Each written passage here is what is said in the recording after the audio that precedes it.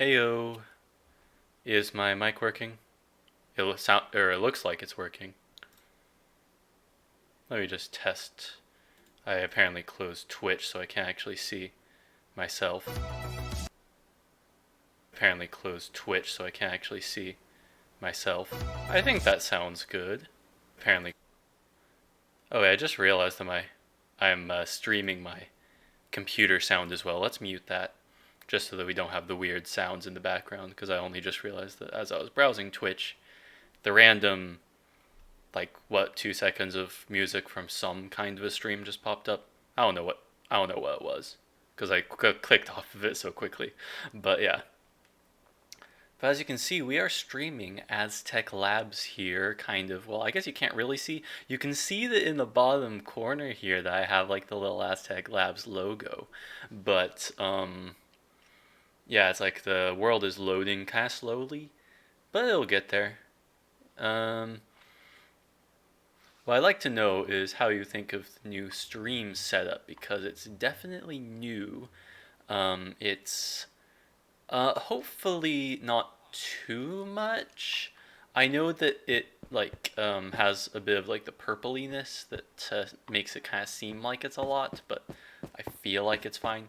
Anyway, we are going to go around here. I forget actually. Oh, yeah, I forget exactly what we left off at for the last bit of Aztech Labs. I know that like there are some secrets and stuff around there, so that's why I checked the staircases, but I don't know which staircases have secrets and which ones don't. But that one apparently was one that had secrets, so there we go. Then we have the test subjects here. I don't know how that guy was able to hit me. I mean, he was in the glass chamber, but whatever, we are withered, so let's not worry too much about that right now. Let's just stay away from him, grab some crystal shards, and be on our merry way. But yeah, it's like I also have like a new, theoretically anyway, have new um, alerts as well for me to be able to go ahead and show when people follow. Let's see if I can test one of those now. So I feel like that's a bit loud, isn't it? A little bit? I might turn it down a bit. Um,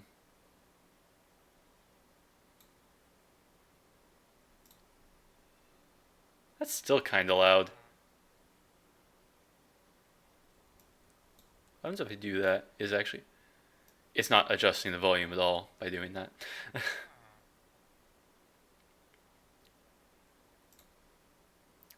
not sure if I can adjust that here or if I have to actually go like into my settings really to be able to go ahead and figure out everything with the sound.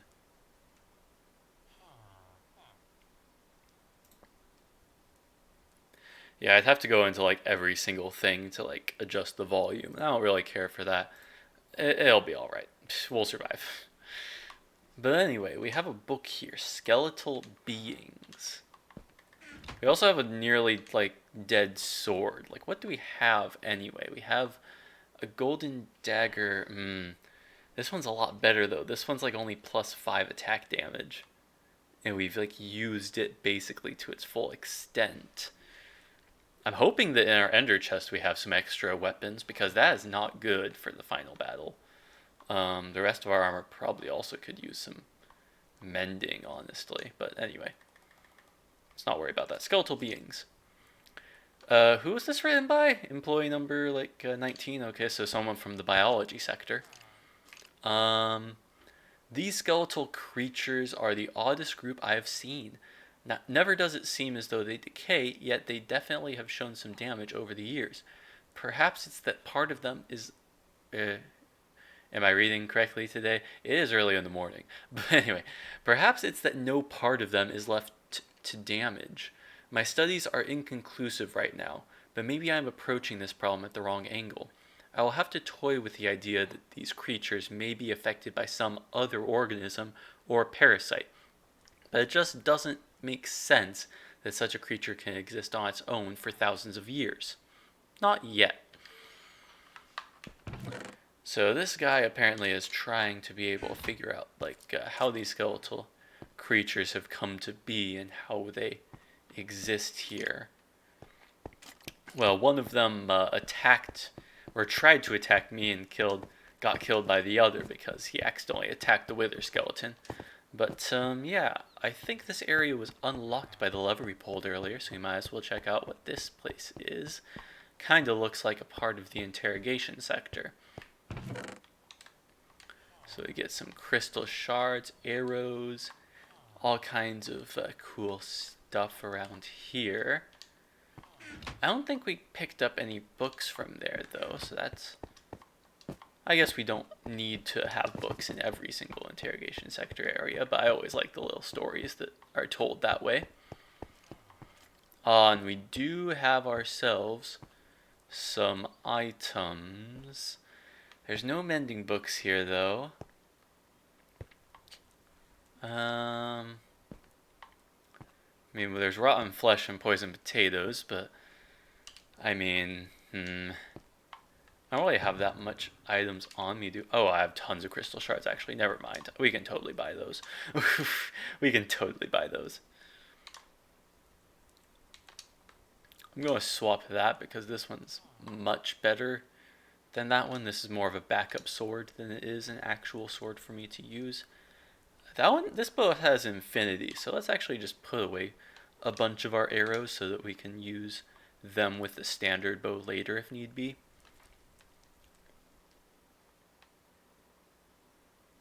I feel like some of this stuff I should probably just get rid of,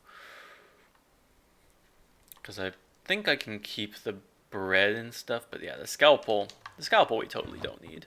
That's like more of like something that was used as our first weapon, and then we never use it again. I mean, I feel like I have a bunch of regeneration potions. Let's not worry about that. I feel like speed might help us, though. So I might take 2 of those potions. Let's also get ourselves a bit of rotten flesh.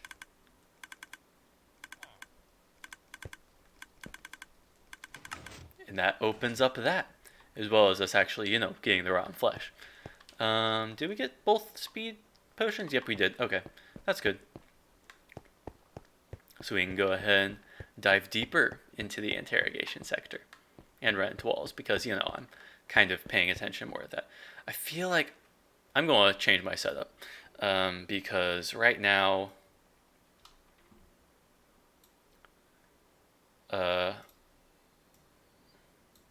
Oh, yo, Foxy just followed. What is up? I am trying to play some Aztech Labs after not really playing it for forever. I don't even remember the last time I played this. It had to have been like summer that I went on Aztech Labs, but yeah, it's nice to see you. We are at the conclusion of Aztech Labs, so it's kind of a bit of the end if you haven't seen like the other videos later. Never seen my lovely face before? Well, you see it now. It's not as lovely as you probably pictured, but it's that. So anyway, let's continue without keeping on the self-loathing train. Obviously, I'm kidding when I say the self-loathing train, but it's like I try to be entertaining as much as I can. Is this the one Sun streamed previously? It is. It's actually the map that I created. I'm not sure if he said that. He probably said that. Honestly, I doubt that he would leave that little feature out. But this is a map that I've not really been able to just kind of go through and enjoy just slowly. I've kind of I've done a lot of the beta testing. I've tried to be able to get all of the kinks worked out of the map. That was the main thing I tried to do for a while, is be able to go ahead and just find all the bugs. There were a lot of them when the map first was being done, but yeah. Anyway, yo, what is up, Henry? Nice name. I love saying that. It's like I feel like I'm going to say that a lot. So, let's continue on. Be able to get myself a poison potato here. Obviously, it's going to be very useful on our journey. I need myself a poison potato. And I heard some pistons open. Oh, look, another secret passage. Wow, that's awesome. So, this is a interrogation room, as you probably can tell. This is like the little light that you shine on the person as you try and interrogate them. These kind of areas are these areas are the heart of the map, as I'd like to say. That you see like all these different rooms that you go through. I might not read like everything that's in these rooms. I feel like the Cripple's a really interesting book if I remember it correctly. The interviews are also really interesting, but I'll let you read those on your own if you download the map. Also, I think I saw a message to add Henry to the game, and this is actually a private map that I'm doing, just a small Let's Play on single player, so it's actually not going to be a joinable world. I don't even think multiplayer is enabled in this world, so I wouldn't be able to do that anyway. So let's just go ahead and continue on, shall we? Did I pick up like other books? Yeah. So let's actually read the Cripple without like going past that whole entire thing. Let me just drink first, though. Try and make sure the logo's hidden. Yep.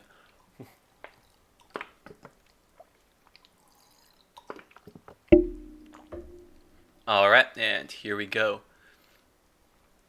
Do plan to download this at some point, but I have too many projects. Yeah, I feel that. Honestly, I had to really like dedicate to being able to stream for me to be able to go ahead and do this. Like I know that I probably should be editing my next episode of Craftaway, but I just wanted to, just relax for a bit, and hopefully that's all right. So anyway, this was written by Anonymous, which actually is a character. Anonymous does not mean that we don't know who, wrote it. It just means that, yeah, it's like the Anonymous is a character.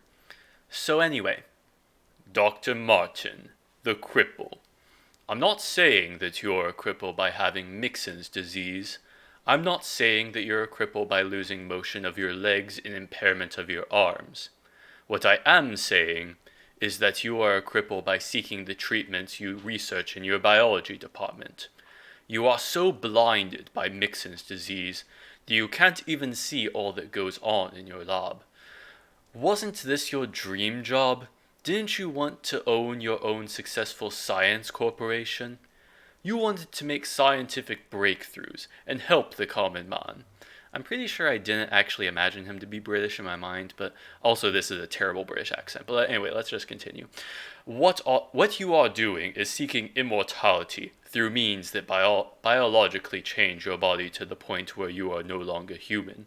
This helps no one but yourself, for no one would be crazy enough to fuse their bodies with the creatures found in ancient Aztec temples.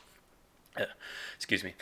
It is tragic that you will never be able to read this letter before your demise. I have already put into place motions that will allow for me to overthrow you. Some people would call you a cripple for not being able to walk. I call you a cripple for not being able to think. So yeah, I don't think Dr. Martin's going to be around for much longer. But yeah, I guess that's just kind of the nature of an underground organization that is plotting to destroy you. So anyway, let's continue on with our chillaxing stream. Yeah, it's not exactly that much chillax. Well, it is chillaxing, but it's also very much sinister and dark in a way.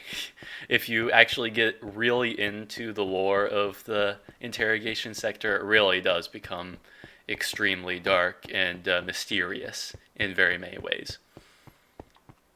So let's continue on. I need to figure out my inventory situation as well. I have like too many items. Honestly, I might throw away the poisonous potato because we don't actually need that. I was kind of not being very serious when I said we needed that. So Let's go.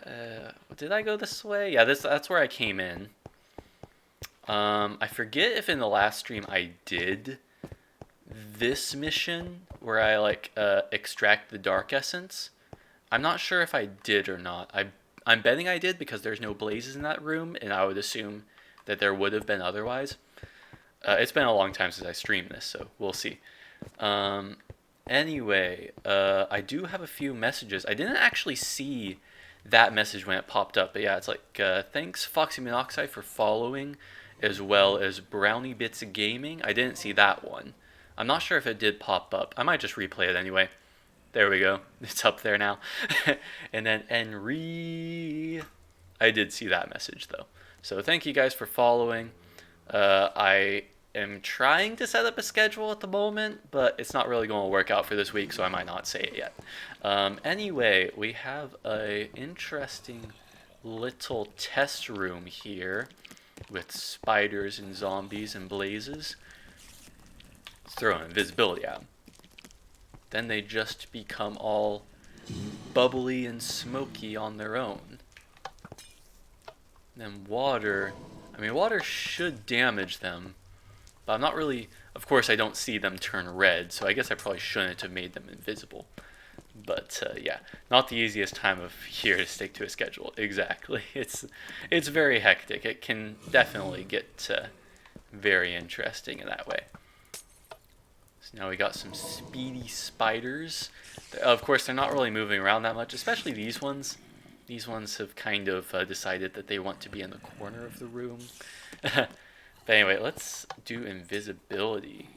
I love the invisibility on the spiders, though. It's like you can just see their little faces just going around and follow you. It definitely would be an interesting effect for like a haunted house or something. I think I did that in my One Build a Day series when it was still going on, which I might return one day, but yeah, it's like I had like the spiders with invisibility be able to wander about, and that was able to go ahead and affect them to look like they were ghosts. Zombie capture. Yeah, let's not read those books. Obviously you can if you want to, because I don't have the download in the description, do I? Now that I actually think about it, I might go ahead and like just set that up like really quickly. Hopefully it won't take that long, because I mean, I have like my maps for Aztech Labs around like very close. Because all I need to do is just go to my videos, like search up Aztech, and then it's like it's just going to be like in one of those descriptions.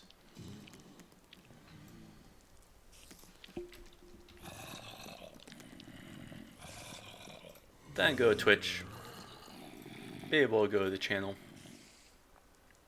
edit the panels, mute myself talking because I don't want to hear me talk about what I'm doing.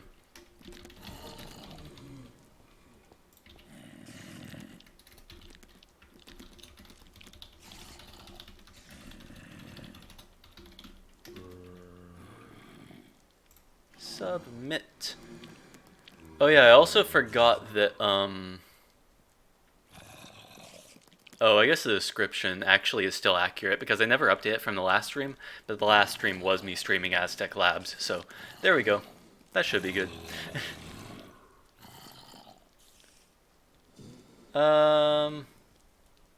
You can't click on those links though. I'm not sure if you have to do anything to like make it be a clickable link. It says like supports Markdown. I'm betting Markdown has like a different like link thing. I mean, it says no HTML though. HTML would be the something that I would be able to do.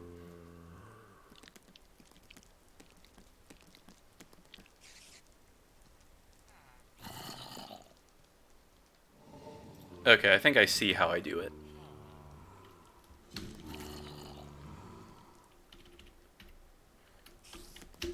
Let's see if this works. Because I think I just need to add like parentheses and brackets and be able to make it be done that way. Nope, that's not the right type of bracket. There we go. Yeah, I know zombies, you're growling and stuff. Alright. Submit.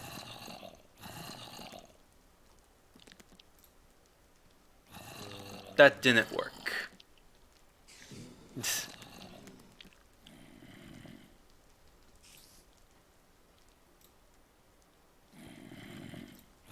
Okay, let's try this again. There's only one other theory that I have as to making this work.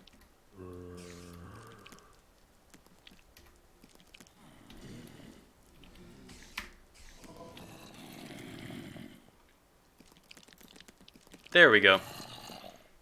I'm not sure if they show up like immediately when you're already watching it, but right now the links are there. If you click on them, they bring you to the download of both the download link and the change log. I fixed it. So, there we go. It took a little bit longer than I thought it was going to, because I really thought the links were just going to, you know, work. But I suppose that worked anyway. So let's not worry too much about that stuff. And continue on. Did I grab everything from this chest? I did, except for the book, of course, because I'm not reading those, at least at the moment. And we should be able to go on. I know not why the other sectors despise us in biology. Well, it's not really your fault, it's Dr. Martin's. But, yeah. I could get into that, like, I'll get into it anyway. I like talking about that stuff. Because it's just that it's like, Dr. Martin says that, like, biology is, like, the best sector, and that's the reason why the numbers of the employees are the way they are. They're ranked. So number 1 is Dr. Martin, and then it goes number 2 through, like, 20, I think I had it, is the biology sector. And then, like, it goes its way down until you get to the bottom, which I think is janitorial. Let's take care of these guys, because I made it so that you could see them through the glass, mostly so you can see their names, which are, like, all called test subject. But, of course, that kind of makes it annoying, because they can fire at you, which isn't as convenient. Anyway. What was that? Did a ghast fire? Oh, wait, never mind. I know what that sound is. Let's just ignore that for now. I know it's like mob spawning's off, so it shouldn't have been a ghast. But yeah, that sound is most definitely something that comes up later.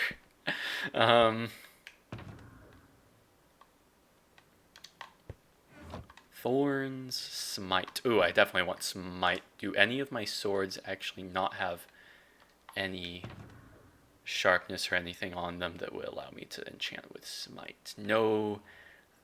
So smite would actually be useless to me. Never mind, we're not getting smite.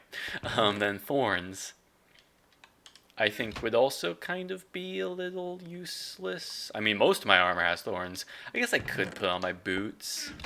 Although, are there any boots that are better? I mean, this one has feather falling. This one, oh, that one has feather falling 4. But of course, it's also quite damaged. And thorns damages armor a lot faster.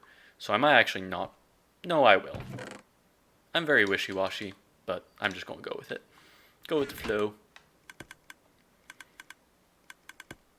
Yep, and these shops are something that's like my most proud creation when it comes to Aztech Labs 2, because it makes it so that you can't cheat so long as you're in adventure mode. If you are in survival, technically you could just break blocks everywhere, but just like if you really want to cheat in a Minecraft adventure map, you probably are going to be able to cheat, so I'm not really too worried about that. It's just that if you know, are in the correct mode and all that stuff, then it just all works out. It's like you can only place the correct item. If you place in the wrong item, like say I want to place in some arrows, they're going to go into the chest of cheating. That noise keeps shocking me. Yeah, it kind of like is definitely getting me as well, so we'll probably try and continue on our way. Does some of my armor have mending? That has mending on it. The rest I don't think does. But anyway. think we needed 13 levels to be able to go ahead. There we go. So the boots. Boom.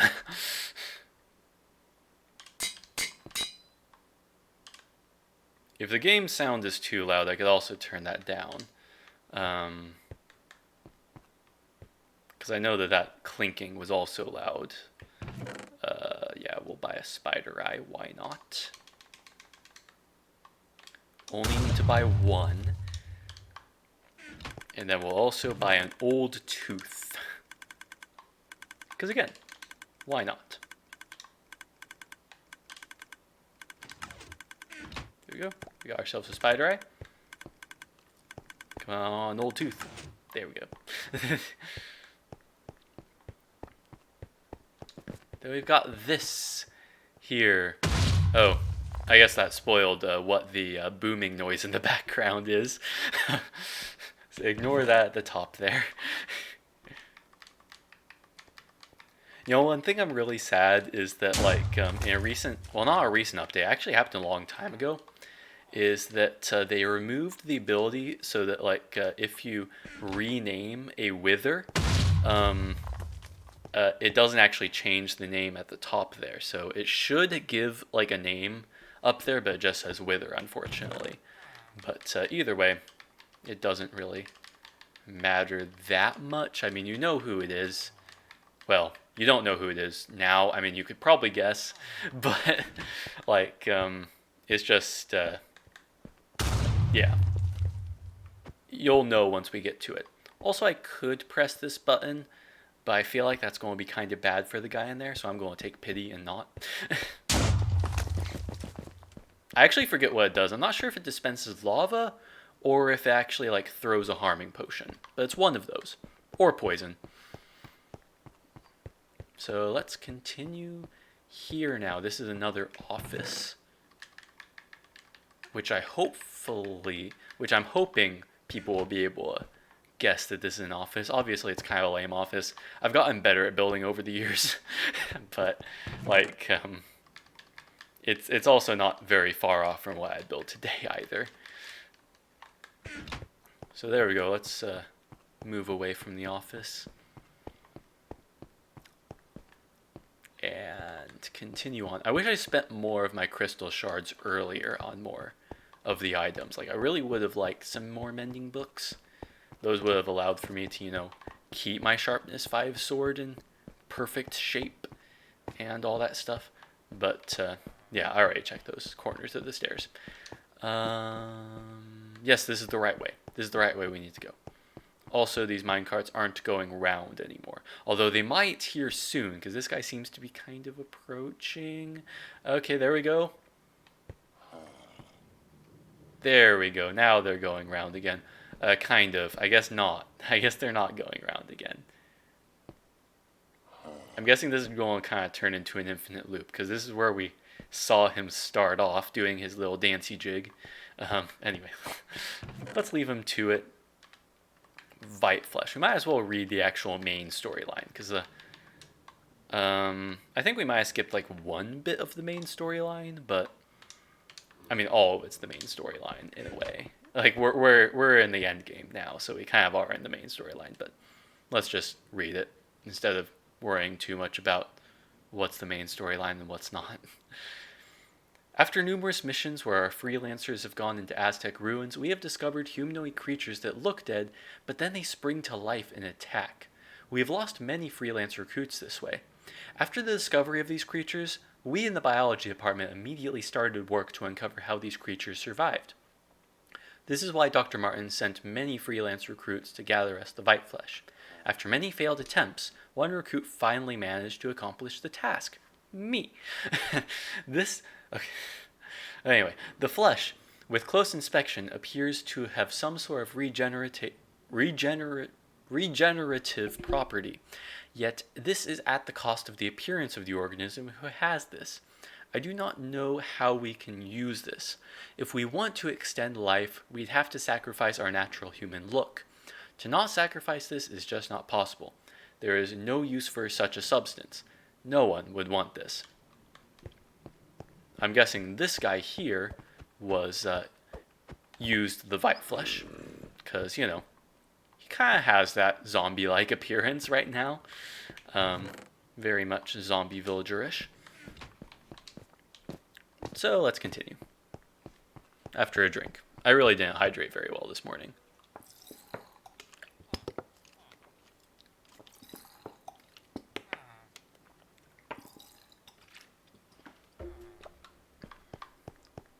Let's go. Yeah, let's ignore that.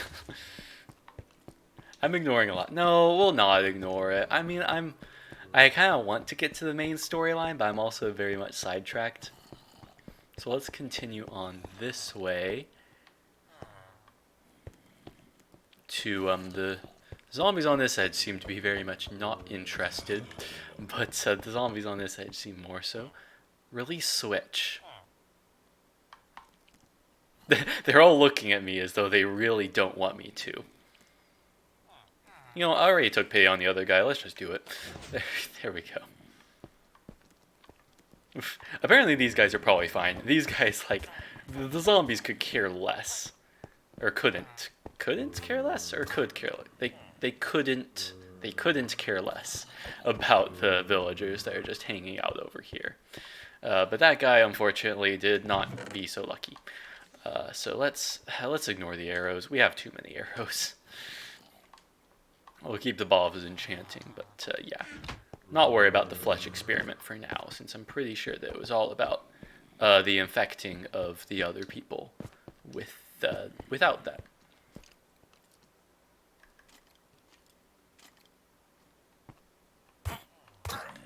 If I kill employee number 7, that means that these zombies are no longer attracted to the zombie in that corner and will go ahead and attack.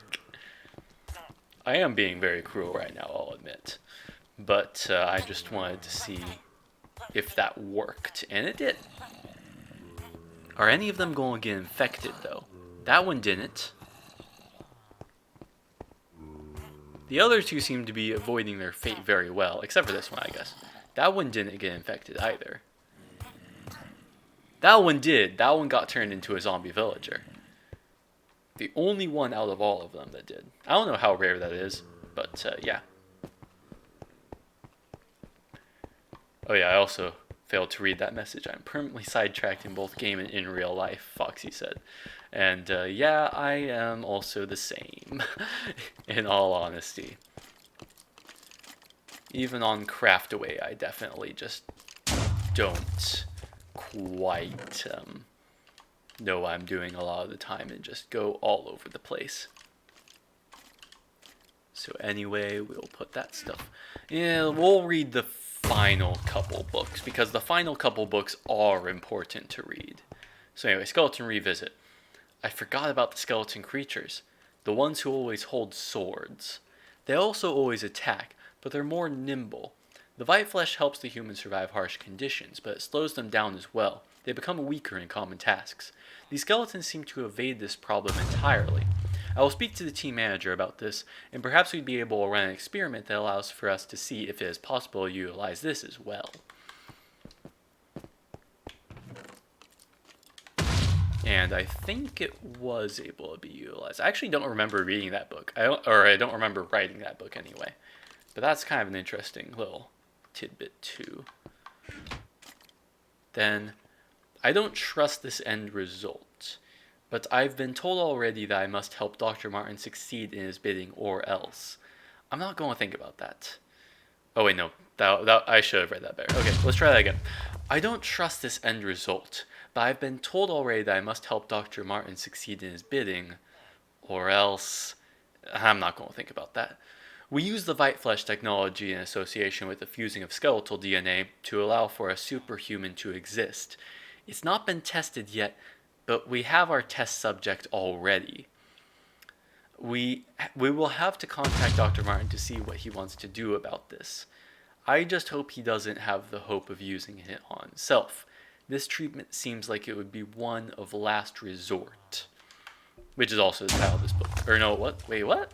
I thought I thought I named the book Last Resort, but whatever. It's called Final Product. Okay, fine. Anyway, this is employee number 19, the one who's been writing all these books in the sector. He says, I would not suggest seeing Dr. Martin. It's a bad idea to do so.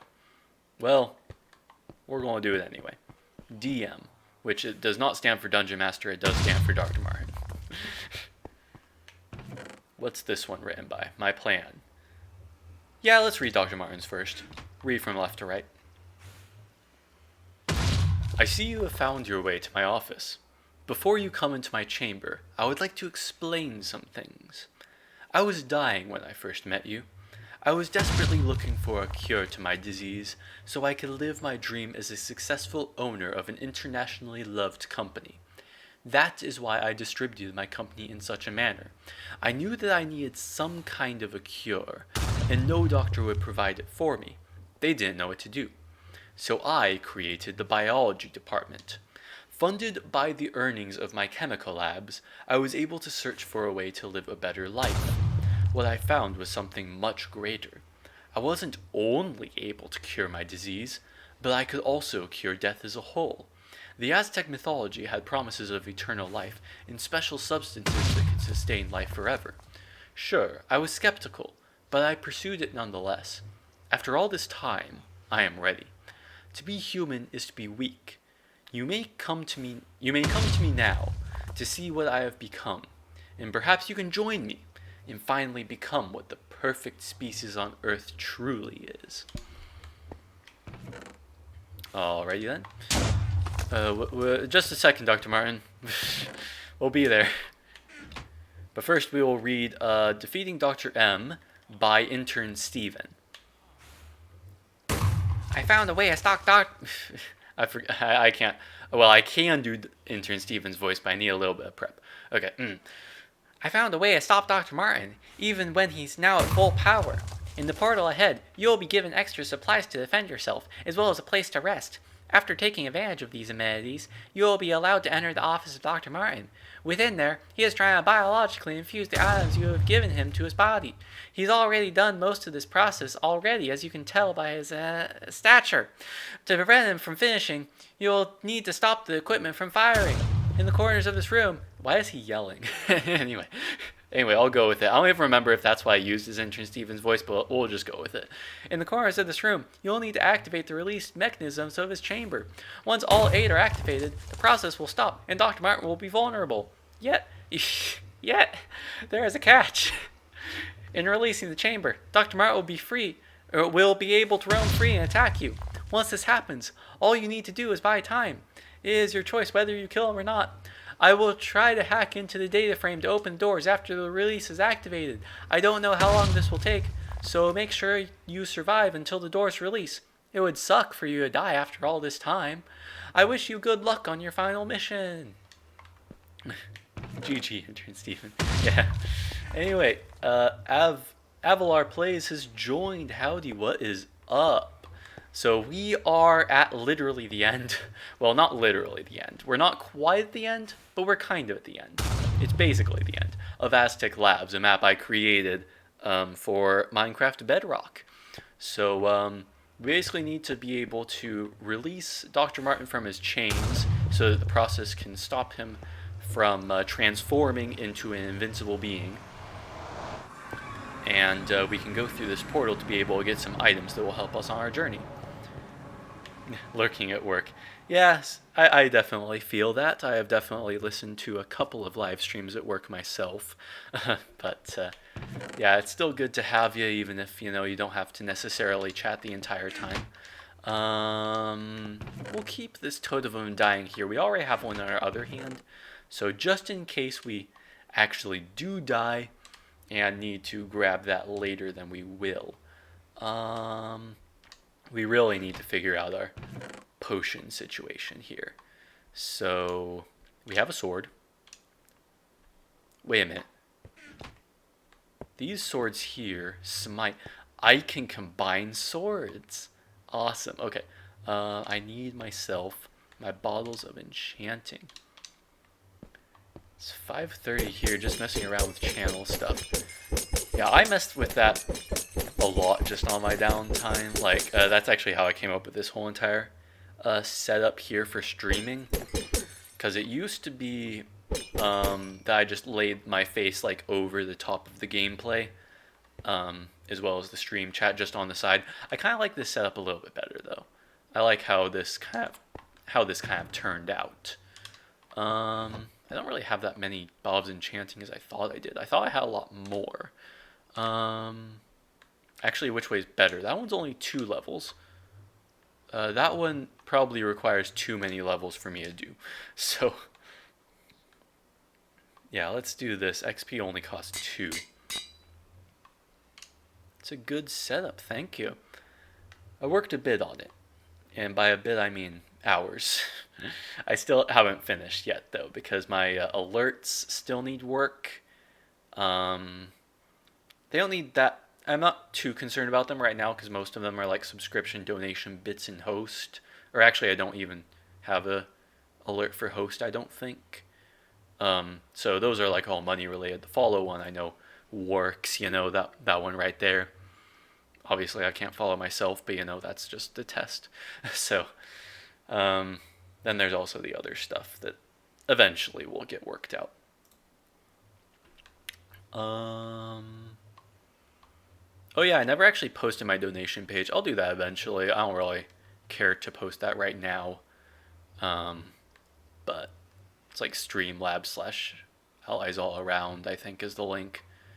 A lot of my links are just /allies all around, so, you know, it's easy. Was there anything else I wanted to do? I mean, I have myself an attack rod, and, Zeatin's war knife. Wait a minute. Oh, I combined sharpness with smite. Okay, that made sense, I guess. So, either way, it's fully repaired, so I can use it. It doesn't matter that I kind of wasted the smite sword, as long as I have that. So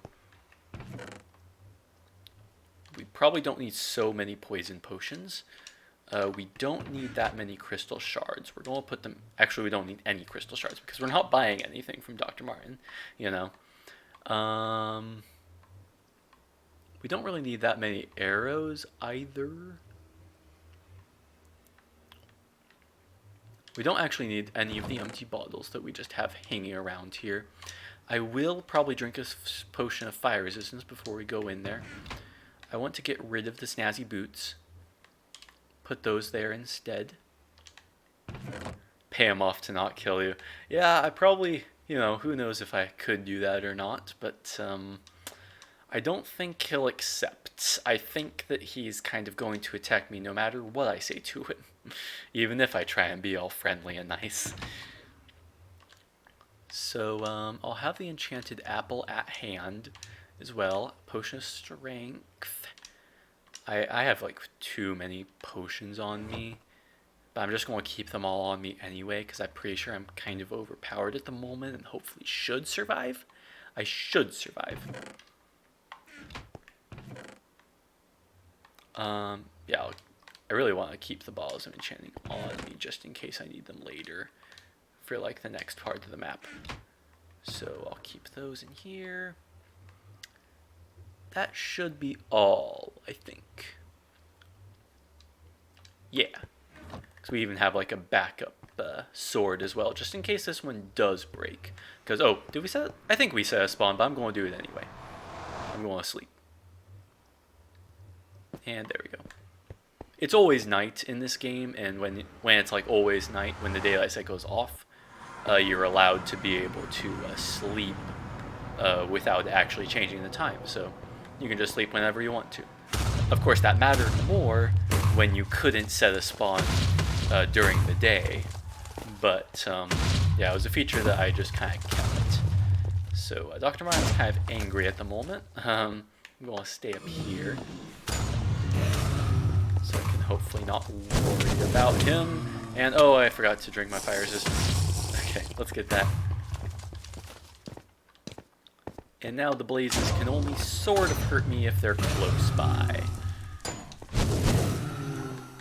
So unfortunately, his minions will definitely try and attack me as I go throughout here. Also, if you look in the dispensers, there's nothing there. But when I press the button, they still dispense anyway. And that's not a command block thing either. There are actually no command blocks in this entire map. A creature of fire. Yeah. So that was something I really wanted to make sure that the map was like fully, well, I mean, command blocks are vanilla, but like fully like not cheaty at all, you know, like it was just done with the old ways of Minecraft. Yeah, it's like, that was definitely something that I advertised, like, a little bit. I mean, I think it was in one of my trailers that I said, like, no command blocks. But, I know that the sequel to Aztech Labs will have command blocks, but I really wanted to just minimize the effect that that would have, because I know that it kind of takes away from, like, the magic of the map a little bit if you, like, know that something's, like, going on, in the background like that, you know? Just being able to have like the dispensers all here, just working as they are, and the no cheat shops work as they are without like anything in the back. That's just nice to me. Anyway, I think we got 2 more buttons to be able to do.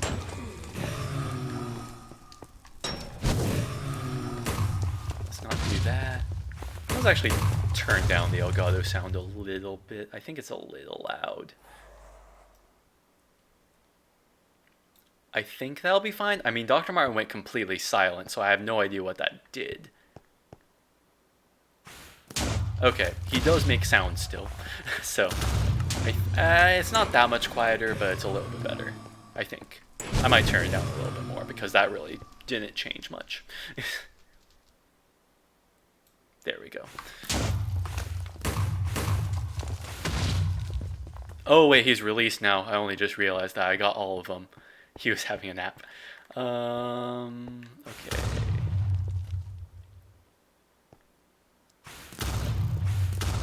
Stop being... Stop. I'm trying to shoot you. Come on. There we go. Shot him. Also, I just realized his health bar isn't visible, so I don't know where he is on his health right now. The ultimate bow of Akil... Wait a minute. What happened to my sharpness sword? You've gotta be kidding me. By defeating all those blazes, I used up my, like... I'm gonna switch swords. I don't know how much, like, damage this one... Only 7. So it's like a vanilla diamond sword. That's annoying. Okay. Ow! Okay, I'm withered. Get ya. Hide. Just hide. Drink some regen.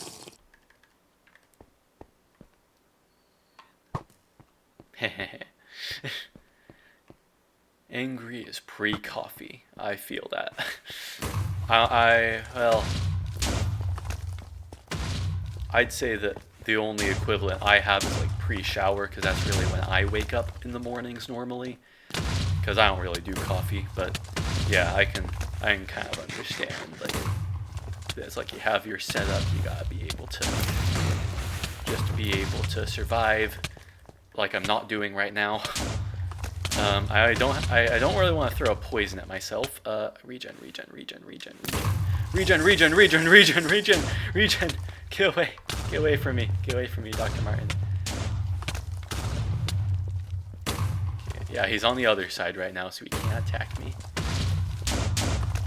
Yeah, he's shooting in my general direction, but this like little down bit is helping me a bit, which is nice.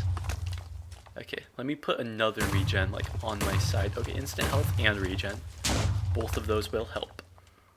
I want strength. Give me strength. Alright, come on. Ow.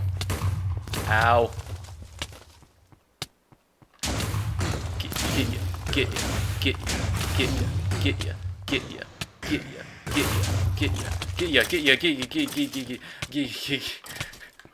Okay. Okay, I died. I don't have a second ball of enchanting on me, unfortunately. I'm going to get myself some bread, though. Alright, come on, critical hits all the way. get myself some more regen. I like how I'm just hiding around this corner and he just isn't attacking me at all.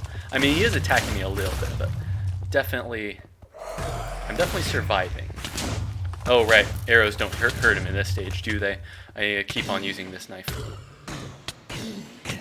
Ow! I forgot I had this charge move. Okay. I need to get to lower ground. Is he the same difficulty as the regular Wither? Yes, because there's no command blocks. So there's no way to actually make him any stronger normally. I forget what difficulty level I'm on at the moment, though. I think I'm on normal. Am I on normal? Well, I can't see because... Okay, there we go. Setting is actually loaded. No, not video game. Yeah, normal. Okay, we'll eat, and we'll have an enchanted apple. So I also have, like, resistance and all that stuff, too, which should hopefully help me in this fight. Come on. Come on. Come on. Do I even have strength still? I think I do. I think I do still have strength. There he goes. There he goes. Are the doors open? Yeah, the doors are open. Boom. Okay. Let's go. Obviously, we didn't need to defeat him once the doors opened. We could have retreated, but I think that it was probably best to go ahead and do that anyway. Plus, it's fun, being able to actually defeat the Wither. So anyway, intern Steven's self-sacrifice. I must destroy the lab. I have no choice in the matter. Oh wait, no, this isn't intern Steven's voice. I must destroy the lab. I have no choice in the matter. What Dr. Martin has done here is not something that should be made public. There will be casualties. I know this all too well. But by sacrificing this laboratory, we will save lives in the long run. What Dr. Martin did was not human. I don't care if you managed to finish off Dr. Martin or not back there. He died the moment he infused his DNA with whatever creature gave him his powers. Get out of here. I will stay behind. I cannot blow up the lab remotely. I must stay inside the laboratory in order to end this. Thank you for your service, recruit. Goodbye. So, intern Steven will unfortunately be no more. And we just need to get out here as the place falls to ashes and has all the different fire going all over it. And, okay, we're facing this way. Horses. And there's the lab that's all blown up and kind of in ruin, as we were able to just about get out of the biology department. We do still have our ender chests as well to be able to get some of our items, but yeah. So, why did I call this place... Oh, actually, no, these are horses. At first I was like, throughout the entire map I actually had like mules go out from the places, but yeah, the horses, these are horses, so... Anyway, I need 5 shards. Oh wait, there's ender chests here. Okay. At first I thought I needed to go back to those ender chests, but yeah, I can just go with these. So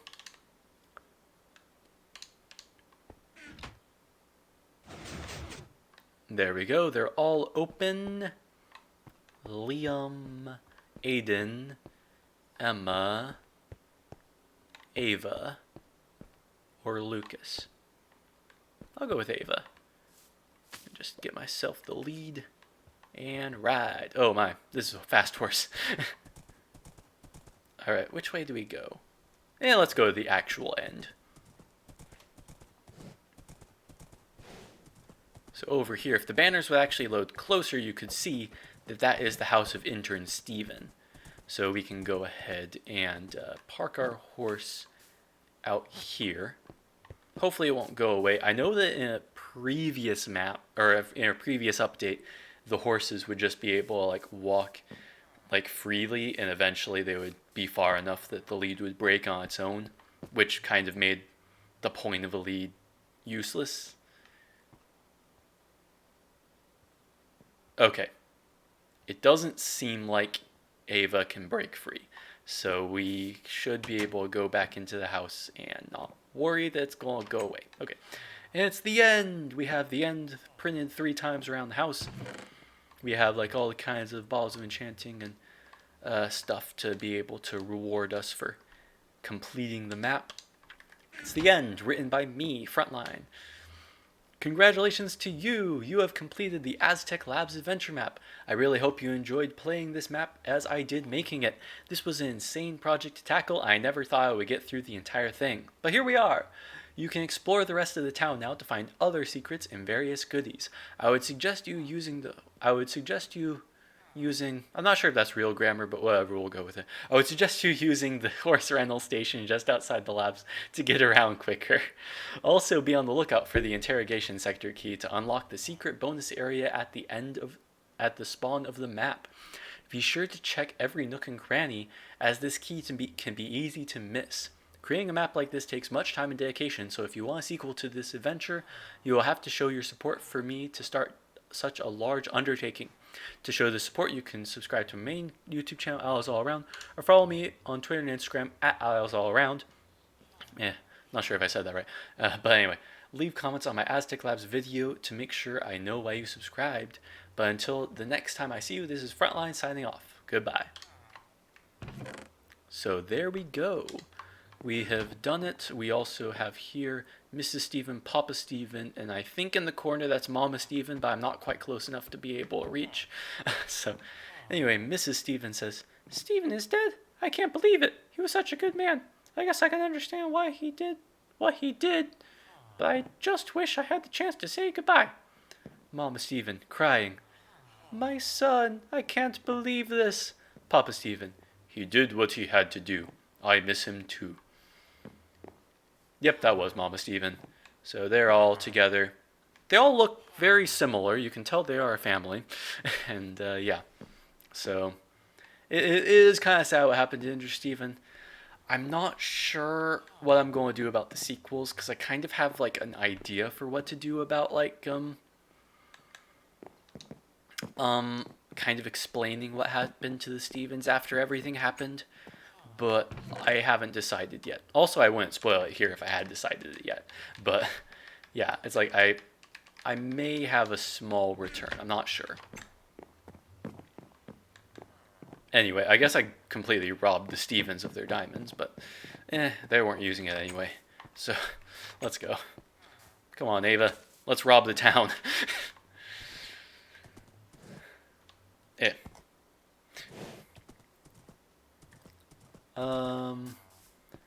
So obviously around Aztec 2, Revenge of the Stevens.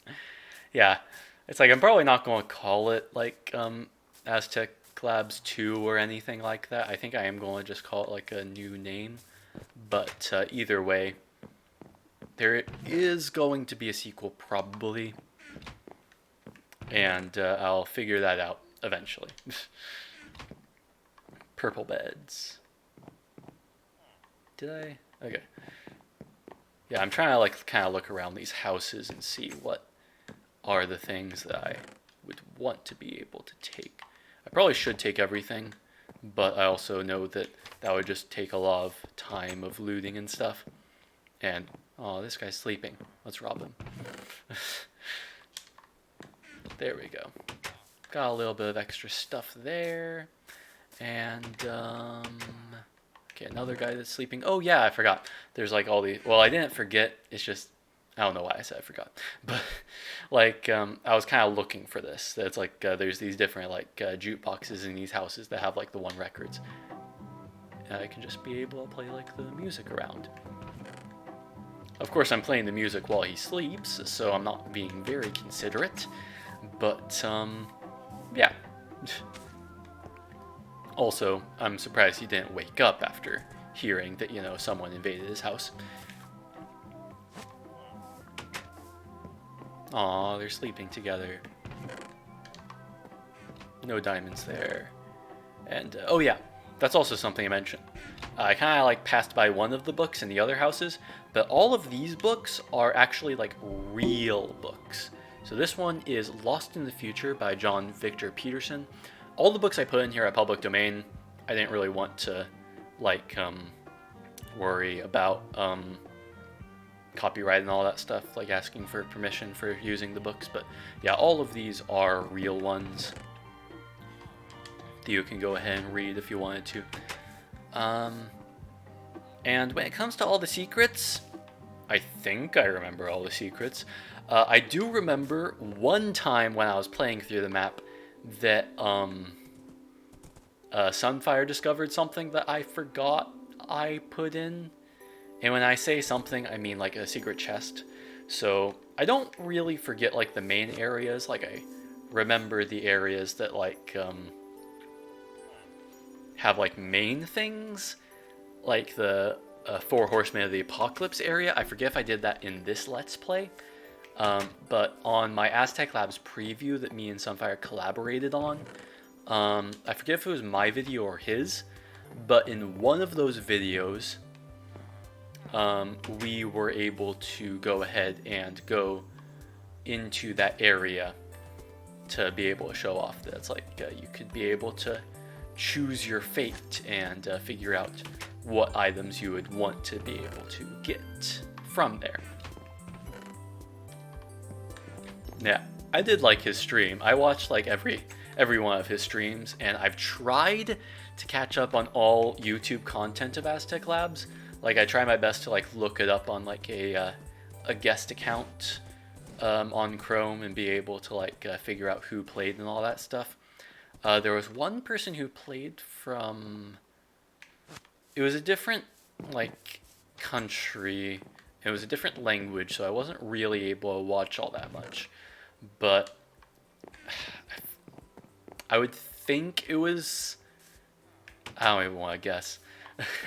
I really don't want to guess what country it was, but it was just a language that I didn't like recognize. But I think that was pretty cool that like the language barrier was still able to like allow, even with that, they were able to still play it.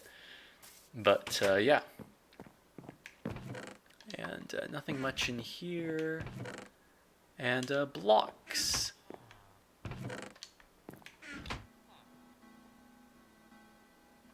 I don't know what block sounds like, but yeah.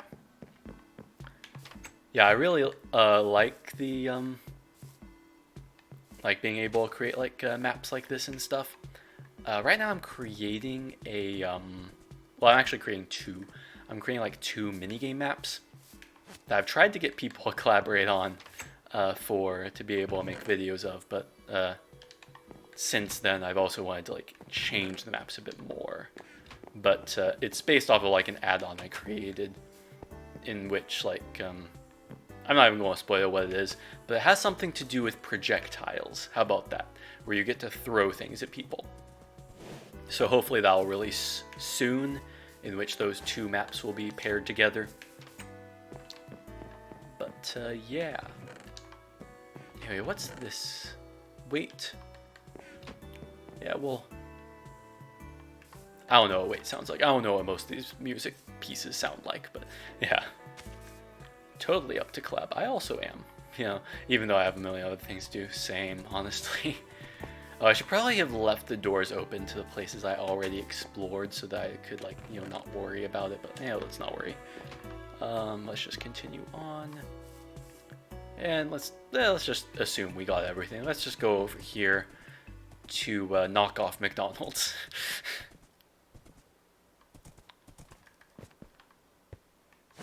You get attached there.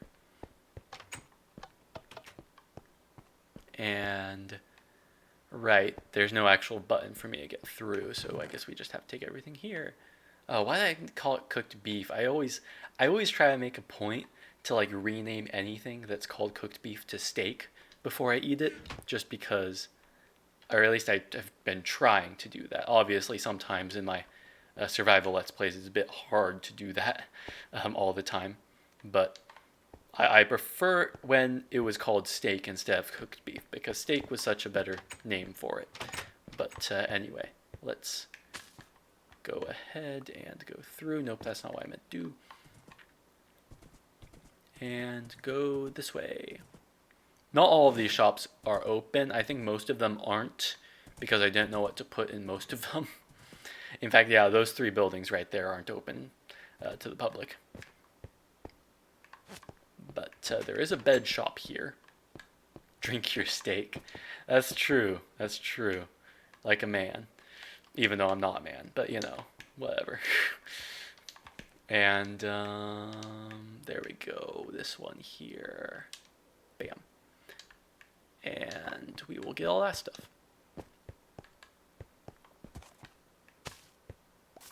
And I guess I probably should have kept Ava still tied up because, I mean, I don't really go very far whenever I go around here. And here's the pet bunnies. And you can, like, name your pet with, like, the different name tags. Of course, this worked better on, like, yeah, I left that bit out on purpose. Yeah, I feel that. Because I like being considerate of that stuff, too.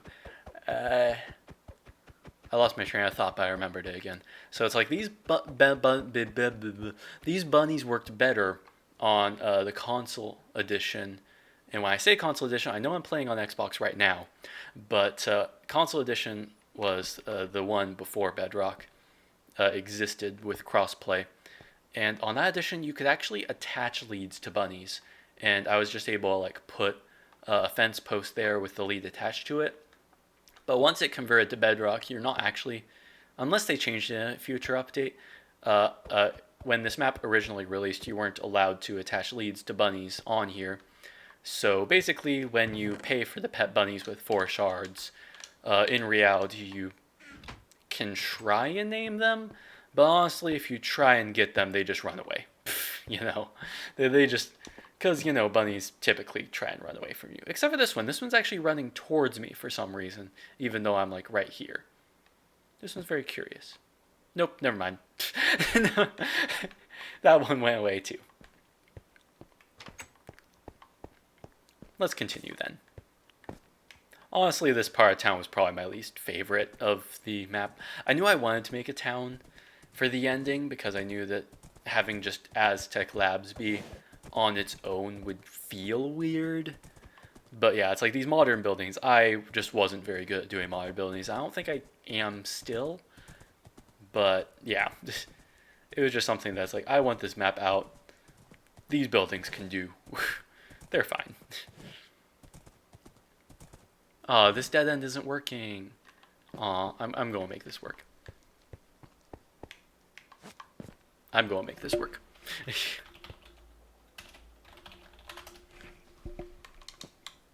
And we go in here. We'll put the black concrete there.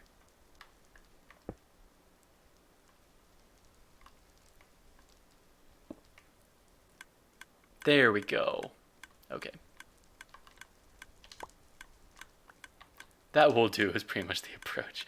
Yeah, definitely. Like, I definitely am a little bit self-conscious about some projects I have done in the past. But it is true that it's like most things you do, it's probably fine. You're just overthinking it. But yeah.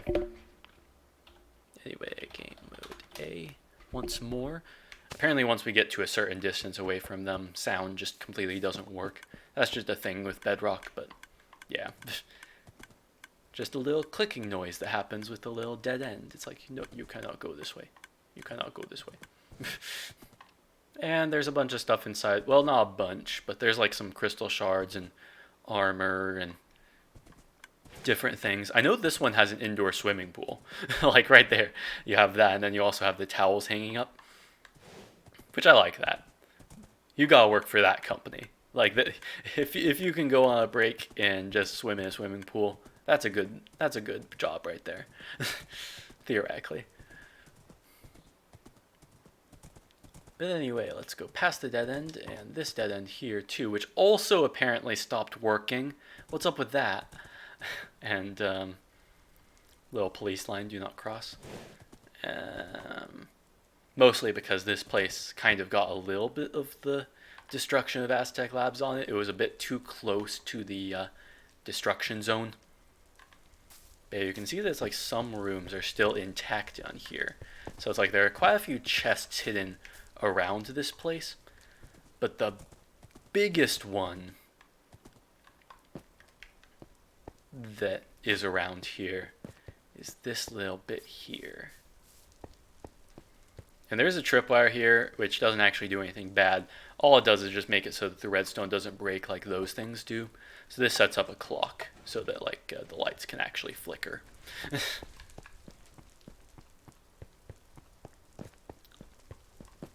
And is this a dead end? Yeah, that's dead end. I kind of know my way around here after doing it for a while, so I kind of just subconsciously go the right way. Except for this way, because this way is a dead end. Although I purposefully also wanted to go to the dead end, so there's that. Then there's this area of what I think this is the janitorial sector. But, again, well, I'm not even sure if I read that book, but the janitorial sector and the interrogation sector are very similar.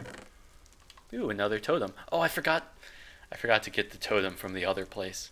It probably doesn't matter that much. I don't think I really need the totem that much, but yeah. Here's the interrogation sector key from the end book that we were able to find it. Bam. Just like that. Then a worthy demise. Written by Anonymous, which is a character. I try and make it so that my characters like are pretty consistent.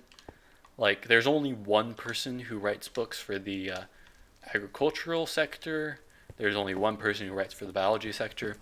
So you know that whoever writes, it's the same person. I might change that for a future map, but for now, I think it worked a little bit better for the storytelling. Anyway, this one right here, A Worthy Demise, written by Anonymous. Oh, Dr. Martin, poor dear soul. The one person who limited my power and conquest for total control over Aztech Labs. I wish you could see your precious laboratory now. Taken down by the same person who raised it up. You only have yourself to blame for your fate. But do not worry, old man. Aztech Labs will in fact live on, and not just in memory.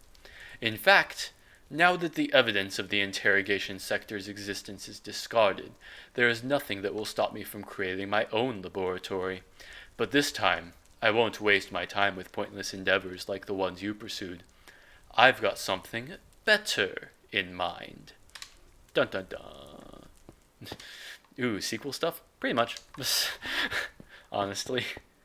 I really have no idea when the sequel's going to come out. I only like just got done with with like the main hub for the new map, because like you know how Aztec Labs was like the main hub for this map, where it's like every mission you went to like had different like nether portals that like got you to different places. The main hub for the next map I only like just kind of got done with. It's not really done, but I mean it's basically done. Every room is completed. I just need to like hook everything up and set the missions right. But yeah, anyway. Should I read the newspapers? The newspapers are actually like one of my favorite parts to write about this entire place, but I also know that they are like extremely long like pieces, because let's just buy one just to show you. Like Dirt Finders is my favorite one. So this one's like, this is Dirt Finders, right? Yep. Dirt Finders, Inc. Get to the bottom of this Aztec scandal. Dirt Finders, Inc. Oh, wait, right, yeah. All four of these signs are exactly the same. So anyway. Think Aztec Labs was a tragedy? Think all of this was just an accident? Wrong! Here at Dirt Finders, Inc., we supply stories the mainstream news doesn't cover. Learn the truth today. Buy now. Newspaper, 3 shards. You can buy one. And it'll just pop out here. Bam. Aztec Scandal by Dirt Finders. Yep, just by Dirt Finders. I think I would have put Dirt Finders Inc. had like had there been enough space to do it, but the authors section is actually really small for some reason. I don't know why. Like I feel like a lot of gamer tags would be longer than the author section allows for. But anyway. This book isn't as long as I thought it was. It's only 18 pages. And when I say only 18, I know that seems kind of like a weird thing to say, but it's like, it really does kind of seem a lot shorter than I thought, because I thought it was like at least in the realm of 30 pages. I don't know, maybe I write longer books nowadays, but maybe this one's longer. I mean, I know that the Dirt Finders one was a bit shorter, just Well, I don't know. Because Dirt Finders was different. So, who was responsible for this explosion? What caused all of this? Find out. Includes an exclusive interview with the Steven family. Get your edition today. And this is the Worldwide Tribune, special Aztec Tribute Edition. And yep, it's just called Aztec Tribute by World Tribune. Yep. See, this one's 26 pages. Okay. That one's a lot longer. This one's only 18. Yeah, I don't know why the other one... Why is this one so short? I don't know. Maybe it's because they only stick to the good stuff and don't have all that padding that the mainstream media has, you know? But I'm wondering what the other one is. What was the other one called? Business Biweekly, I think? Let me check. I think it was Business Biweekly.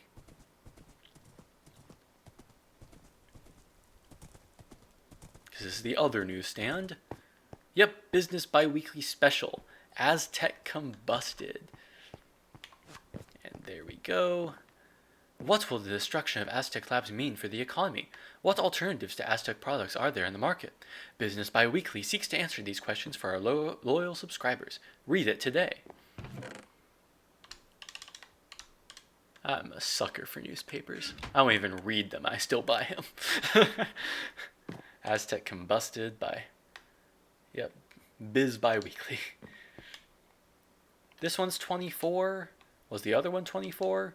Well, that one was 18. I know that. Aztec Tribute was 26. Okay, Aztec Tribute's the longest one. And that one was meant to be like the true mainstream one. Business Biweekly is meant to be like a business type newspaper. And obviously, Dirt Finders is meant to be the tabloids. But, you know what? Of all of them, I'm going to read Dirt Finders. If you guys want me to read the others, I can. But I'm going to read Dirt Finders no matter what. So let me just get a little bit of water so I'm ready.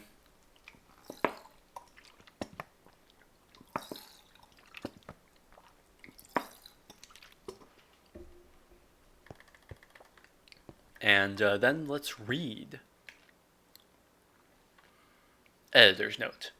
As our dedicated readers of the Dirt Finders newspaper know, we have had long-standing suspicions over the activity within the establishment known as Aztech Labs. This explosion is only a sign that what we predicted was right.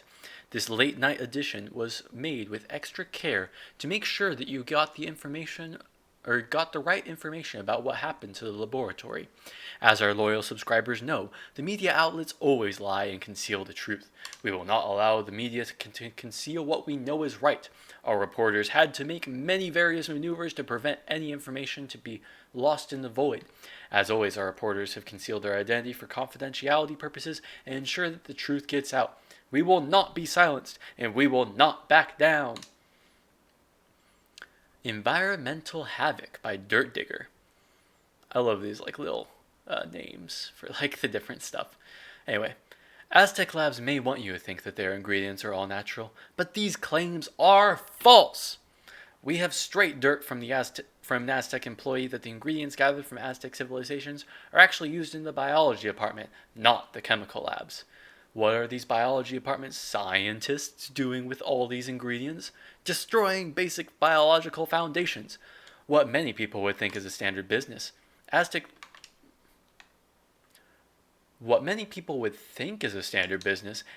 Labs is in reality a cesspool of biological experiments gone wrong.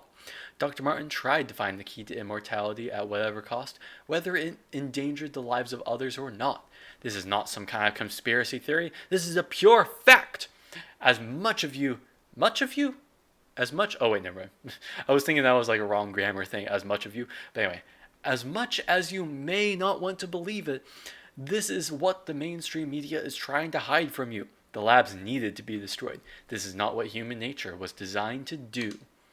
We must move on from this terrible abuse of life. I'll do my commentary at the end of this newspaper. Where's the Sun by the conspirator. After many hours of thinking and pondering over how the government is lying to us, I came over the greatest discovery that no one is reporting on. When will the night pass? This seems like a silly question the most. Oh, of course the night will pass soon. Days have always gone by. Wrong. This night has lasted for days now. Days! How do I know it's been days? Well, it feels like it. The sun has been out of the sky, with only a moon in its place for too long now. What is the government doing to the sky? When will this eternal night ever end? I say that they are trying to hide something from us. In the dark of night, they are able to hide various experiments they run to mind control us. How can we let this happen? We need to stand up for what we believe in right now and make sure that the truth is told. We want our sun back. And then, Aztech Labs was an inside job by Dr. Truth. Was Aztech Labs an accident? People say that the result of the lab's destruction was that the production line malfunctioned, and that the mixing of the chemicals caused a chain reaction through the lab. However, as we learned from past investigations, chemicals are never processed in the same room as others. This means that the chemicals could never have mixed in large enough quantities to cause a massive meltdown of the entire structure. Chemicals don't melt steel beams. Yeah, this is kind of a meme type of like a conspiracy, but I'll just go with it anyway. What really happened was that some employee found out the truth about the labs and took it down from the inside. Our job as citizens is to find out what this lab was doing. I have a theory myself. What happened here was the internal structure of the lab imploded on itself. Not in a literal sense, of course. The structure of Aztech Labs is divided into 6 different sectors. The biology department receives the highest pay, so every sector other than them despises biology. So what likely happened was the employee of the laboratory sabotaged the building. Perhaps he did more than damage what he wanted to, but one thing's for sure. This lab was built to fall. So that's kind of the interesting thing about the Aztec scandal, is that, like, as much as it's, like, wrong, or at least as much as it sounds kind of weird and out of this world, like, it is technically correct. Like, obviously the doesn't melt steel beams thing was kind of like a weird, it was a kind of a weird joke. Probably not something I would write today. That was definitely something that I wrote back in the day. But either way, like, the lab was destroyed by someone on the inside. The sky has been dark the entire time that we've been playing the map. And Dr. Martin was experimenting with immortality. So as much as people don't believe the newspaper, it kind of is right. Which I kind of found interesting. It was also something that I wrote before I saw Men in Black, so I kind of found that interesting too. That, like, Men in Black's whole entire, not whole entire storyline, but part of its storyline goes over that the tabloids are actually, like, the most accurate source of information for, like, tracking down aliens and stuff. And, like, in Aztech Labs, apparently that's, like, the most efficient way of being able to find information for, like, what's actually going on. But, yeah, that's just that. And I think we've kind of explored everything in this area. I'm not sure if I'm missing anything, but I think I'm not. Because this hill here, I was going to build stuff on top of it, but it didn't really look right. It's basically just a mountain that's in the background that you have to, like, tunnel through to be able to get to the next part of the town. So, there. And now we can go to the final part of the map, which is a secret that, well, you'll find out soon enough. How about that?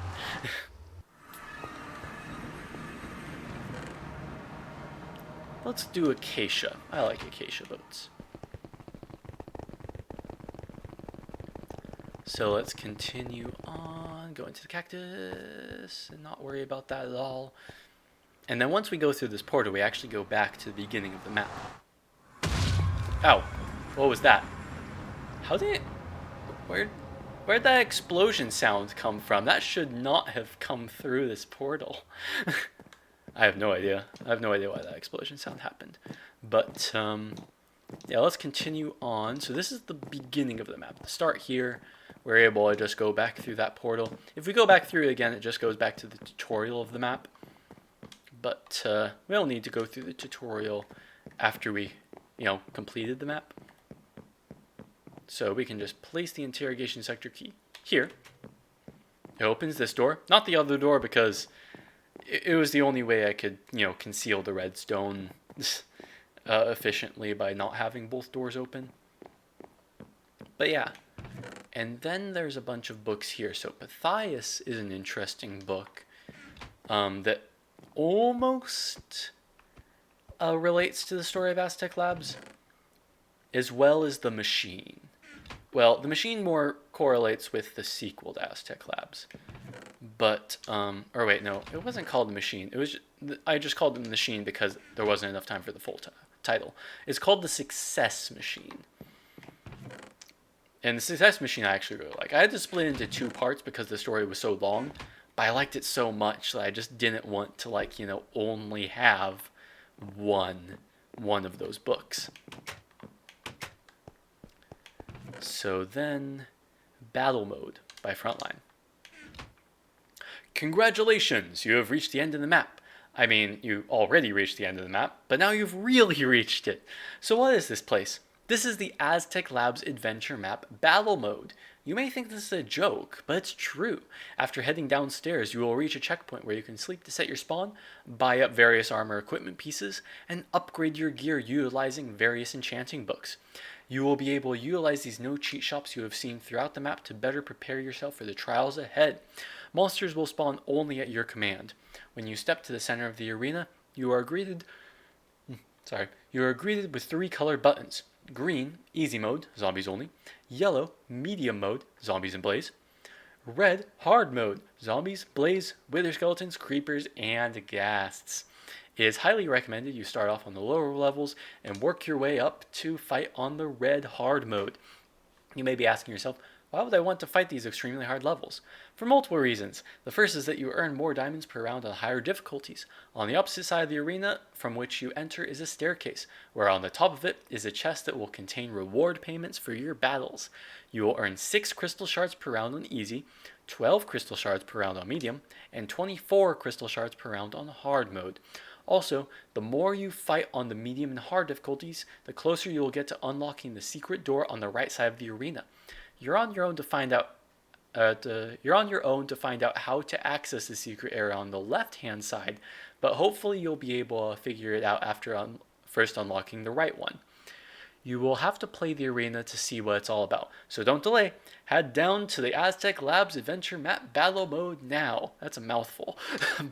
but anyway, we will be able to actually battle and do all kinds of stuff here. But yeah, thanks for the compliment on the battle mode thing. I really like the battle mode thing. All done without command blocks too, which is even like more insane for me to be able to organize and allow for everything to be good. Because I needed a way to be able to have like the enemies spawn, and especially like this area here was hard to do it because I would need to make it so that the dispenser doesn't have any spawn eggs in it. Because if you go behind it, there's a dispenser with all the spawn eggs in it. So it needs to first activate the dropper behind to push the spawn egg here, and then activate the dispenser so that it's able to actually dispense the enemy without you being able to prevent it at all. Because, I mean, if you can take out all the spawn eggs, then you're getting just a bunch of... diamonds for free, and that's not exactly what I want. So I don't think I had like the same setup for the ghasts, or for the ghast up there or the blazes, because I don't think you can reach those dispensers. We'll see. Actually, let me see if I can do it here. I'm not sure if I can. Maybe if I was able to jump up there, I maybe could. But I don't know. I possibly set it up like that anyway, just so that it would be all consistent. But let's just go ahead and fight around on easy and see what it's like. So here we go. We're able to just fight the zombies around here. Ouch. It also hurt him because I had thorns on. I guess all of my armor has thorns, doesn't it? Ow. And there we go. Nope, there's still another one. Yeah, there's a lot of zombies in this thing, because there's 1, 2, three, 3, 4, and then there's 5, 6 on the other side. 7, 8. I'm not sure if there's any more on top here. Yeah, I don't think there'd be any on top here. But yeah, the reward money does come out. You get 6 crystal shards for that, which is nice. Then I can just head down and do all the cool stuff. So, what I probably want to do is be able to go ahead and like upgrade my sword though. Absolutely awful at fighting mobs. Yeah, I mean, I can be too. The nice thing about it though is that you can try and just really level up and have like full diamond armor and a fully enchanted diamond sword with protection 4, or fire protection, or blast protection, depending on how you want to do it. You could have thorns on you, have mending. I forget what the other side is. I think the other side has like the sword stuff. So there's unbreaking. Oh, punch for the bow. Power 5. Power 5 is actually like really powerful. A lot of the enemies you can get like in one hit with Power 5. The knockback, sharpness 5. All that kind of stuff. Once you have all your armor set up with this thing, you basically just get like so you can be so OP on this. Probably my favorite part about this entire thing is like these shops here though, like that you get 10 items per shard. So like even if you put in like 2 diamonds here, it's able to track it. So you put in 2, and then it gets you 10. It takes a little break and then it gives you another 10. Just does it in little batches. Honestly, the no cheat shops were really such a cool thing to be able to implement. I created a no cheat shop 2.0, which I really ought to go ahead and like make a tutorial for, because I really like it and it's a lot more compact than the original shops. But it is, of course, like using command blocks, because the only way without command blocks I've found is the no cheat shop 1.0 setup, which you can hear all the droppers going in the background to try and track how much items you put in.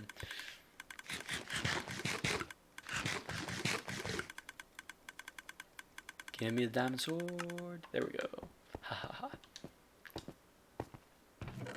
Gotta give it sharpness, you know?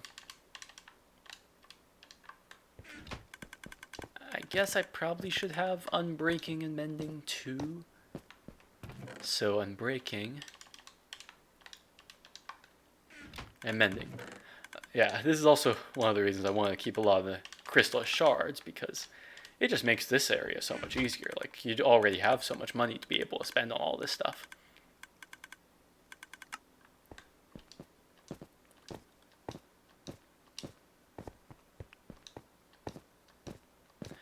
Yeah, but I think I also kind of went a little overboard on the anvils, because as you can see, the anvils go up really high, so that like if one breaks, they'll just fall, so you can be able to use them again and again.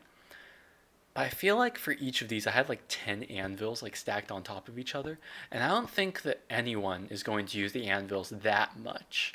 Like, that seems like an insane amount, especially if you have like mending, you know. Yeah, anvil hacks. Gotta be able to have like all of those completely stacked up just to the brim. Anyway, one thing I like about the chest of cheating is that like you can just store whatever you want to in here. If you just like have a bunch of items that you don't want anymore, you could just keep them there and then you don't have to worry. Plus, we're going to be in this area for a while, so I can just go ahead and come back and get items if I really want them. But yeah, let's go ahead and do sharpness. Let's also name it before it gets too expensive too. Let's name it the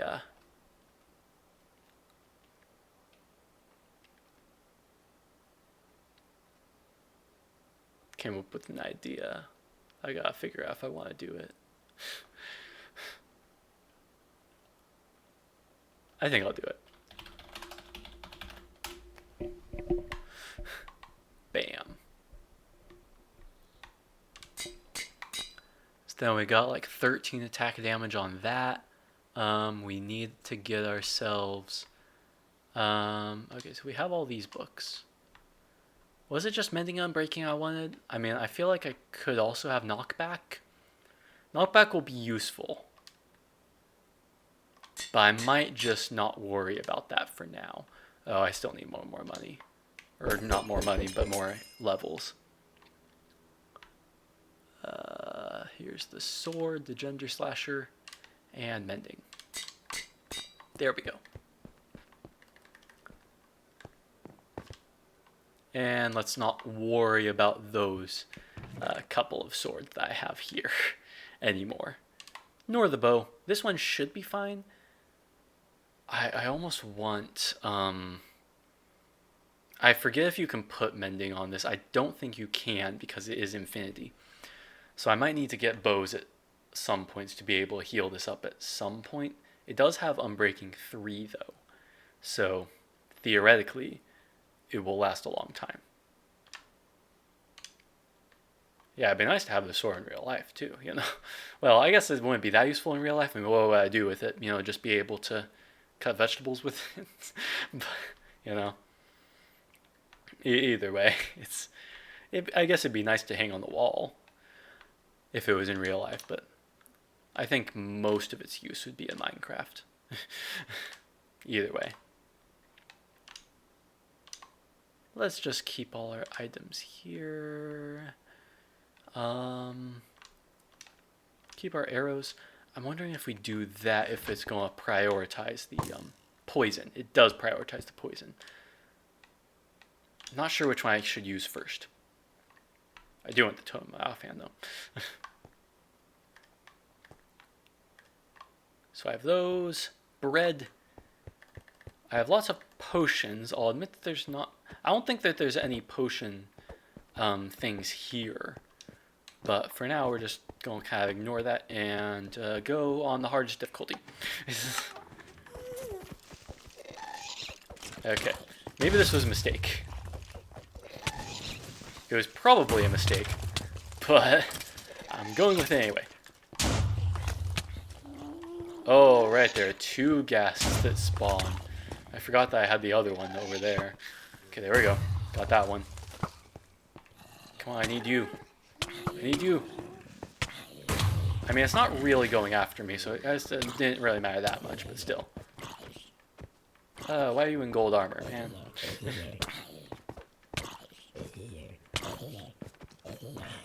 Because that's something I would probably also do if I was to revamp this place with command blocks, is have a command so that like zombies can't have armor on.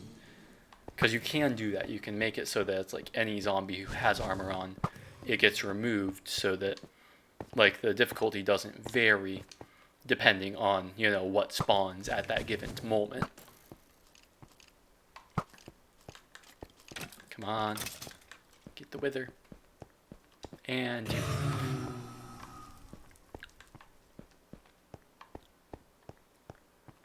Alright.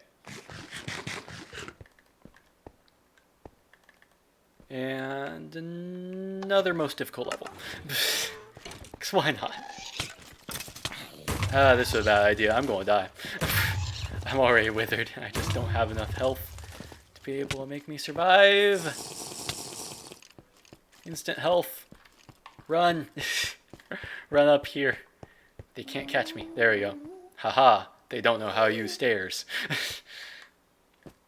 It's him with the bow. Oh, they ran away. Come on. There we go. Got you. Got you. Let's get a little bit more instant health too, just because I think that I need it. I need it if I want to get into that mess.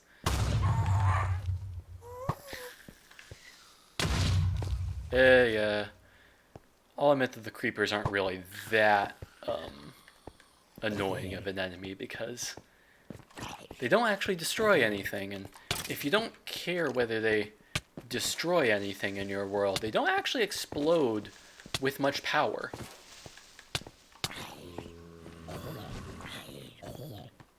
There we go.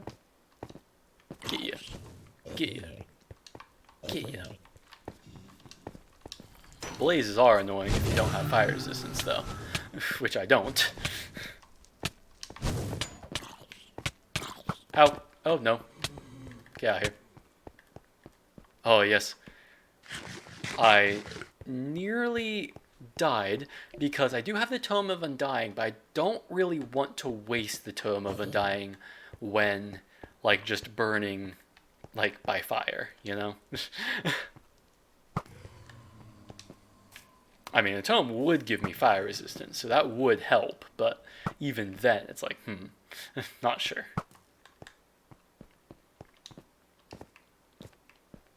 And bam.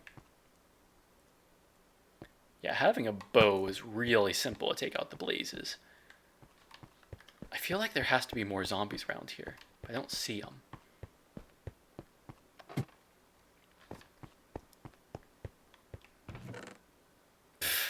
Yeah, unfortunately that's a glitch I can't really prevent because it's so unpredictable whether it's going to work, is that sometimes when giving out the money, it gives you the right amount.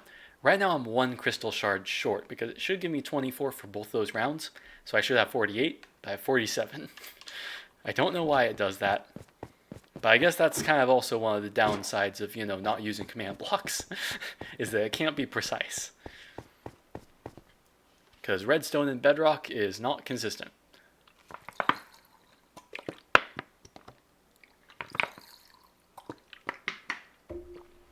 It works for the lower 2 tiers, though, by allowing it to only be like 6 items, or only allow it to be like, I think this one's 12, right? Yeah, because I think it goes 6, 12, 24. That's like, those 2 are lower, so they're easier to deal with, but that one's just uber extreme. Anyway, another hard level. Ouchie. Much ouchie. Much ouchie. Ah, my face. Stop moving. You know I can't hit a moving target.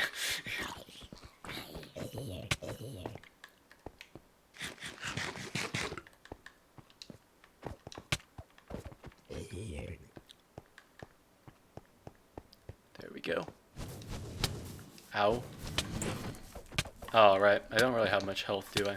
Okay, let's run again. Do I have fire resistance on me? I mean, I have 3 minutes. Do I have any 8-minute ones? Yeah, I'll just go with the 3-minute one. It'll make things easier. Maybe eventually I'll go and also drink the other fire resistances I have. But for now, this is doable. I just realized I'm missing like tons of armor. Yeah, I have no pants. My pants broke. I knew I was feeling a breeze there somewhere. Anyway, let's go and get myself some new pants. Come on, how much are pants? How much are some diamond pants? Diamond chest, diamond pants. Alright, 16. That shouldn't be bad. There we go.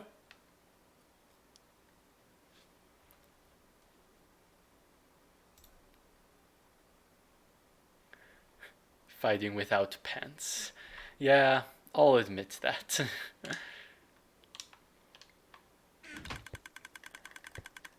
It's just very, very inconvenient to be able to deal with that.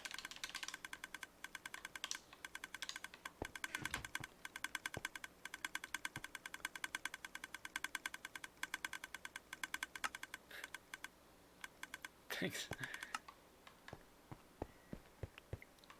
Yeah, did it also show up on your end that it got to auto mod, or like, I'm not sure. I might just add you like as a moderator just to make things easier, if I know how. don't block, don't ban, don't timeout. What are all these options? Where's the op? Come on, give me a good option.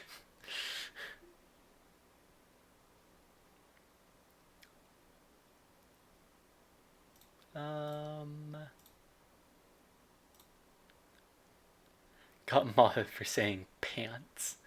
Yeah.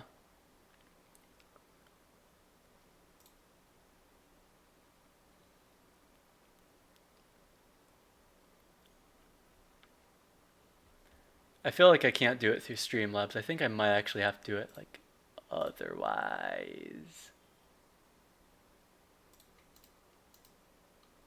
Also, I lost my chat. It automatically gave me my chat on the side here so I could like look at it within Streamlabs, but I have no idea how to go back in to where my chat is. Give me my chat back. No worries. Insights, community, content, preferences, extension, streaming tools.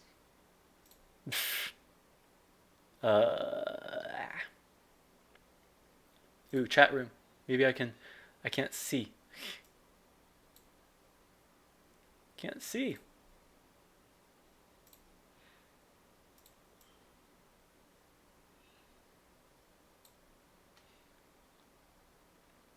This is why I don't mess with stuff while I'm streaming. Yeah, I'm also kind of realizing that now. Well, I can see the chat at least, but it's also amongst a bunch of other stuff, including a mini version of myself at the bottom and a lot of other weird settings. So, you know what? I'll pull it up. I can do it. I can do it on Chrome instead of Streamlabs. So channel. There we go. Why wasn't that an option for me?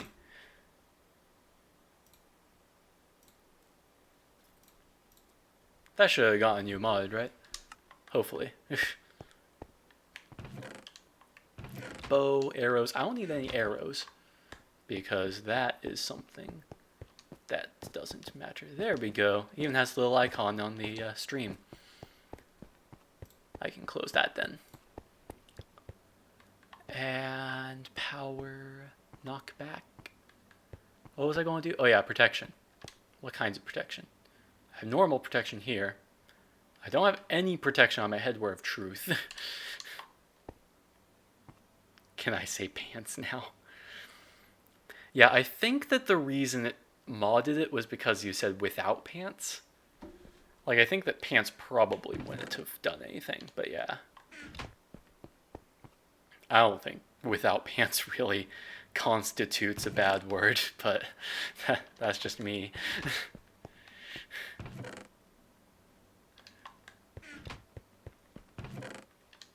Thorns, mending. I probably want a few mending books. So 6, I need 24 then. There we go.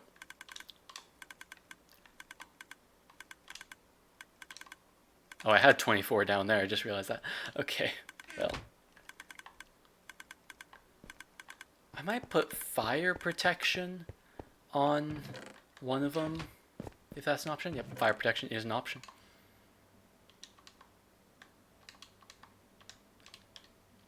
So I'll put those on my pants. I'll put blast protection on my boots.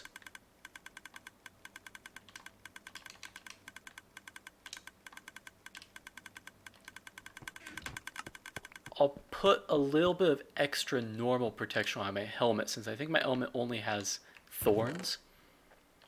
Oh wait, I need more shards. I don't have more shards. I don't have any shards actually anymore. Okay, well I have shards, but I don't have enough for what I want to do. So we're just going to worry less about that and worry more about being able to put mending on things. Of course I don't have enough levels for that. Yeah, I think it's mending my chest plate right now. And then I'll get some extra levels. There we go.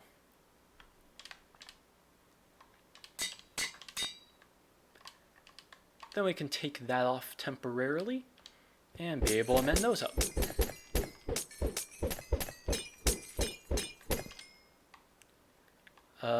Where's my other bottles of enchanting? I swear I had a ton of bottles of enchanting. I had them somewhere at least. Okay, that's not as much as I thought I did. Just like the crystal shards, not as much as I thought I had.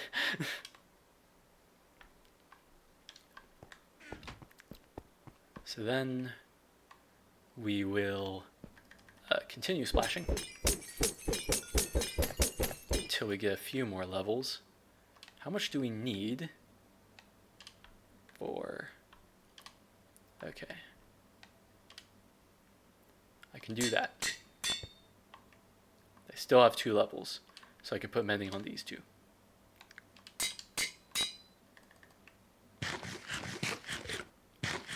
Alright. And then take that off, or well, it doesn't matter which one I take off and which one I put on.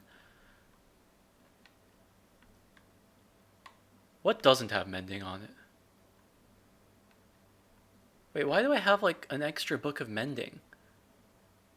Did I buy too many books of mending? Oh, of course. The mending books cost 6 diamonds each, and I spent 24. 24 divided by 6 gave me 4 books when only I needed that. Oh, whatever. I guess I could have gotten an extra book of protection had I implemented a refund system into this. Whatever. So let's not worry about that. Let's just try and get some of the protections onto my other armor. I need 8. There we go. And yeah, I don't mind you being able to cook and do dinner stuff at the moment. It's nice to be able to know at least someone's listening, you know. Even if I don't see you in chat. So fire protection there. Boots should have blast protection, which I think was 9 levels. Blast. Yep, 9 levels.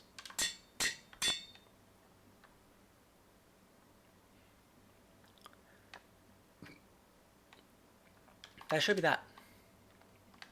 All we can do right now, anyway. That's all we can do.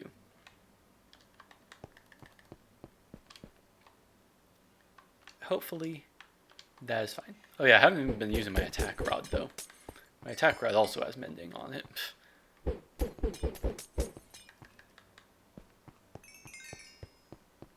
Alright. Full diamond armor. Fully healed up. I forgot that I hadn't actually destroyed all the enemies in this round. I kind of got distracted.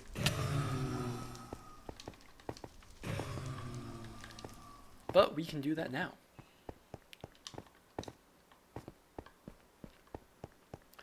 Another thing I would do differently if I had used command blocks for this ending arena is allowed for mob loot to be turned on. And I know that's not a command block thing, but like the reason I don't have mob loot enabled in this entire map is that I didn't want people's inventories to be crowded with like the zombie flesh and the bones and like different stuff that the mobs drop, including armor. I didn't want them to be able to pick up the armor either. So I ended up just changing it so that like no mobs dropped any loot to make it simpler. But the thing that like that did for it all was that now no mobs drop XP either, because that's included in mob loot.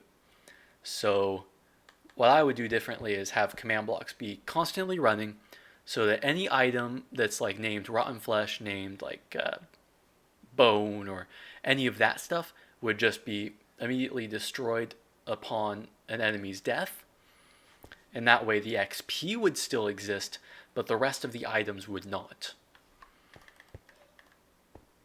that's what I would do.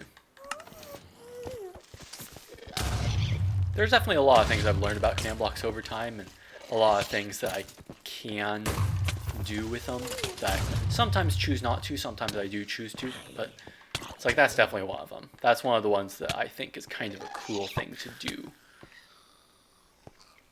And there's a lot of things I've learned about doing with scoreboards, I'll tell you. They're really good for variables. I mean, I'm a computer scientist, so I'm all about variables, you know. It's like that's definitely a nice thing to be able to move around and stuff.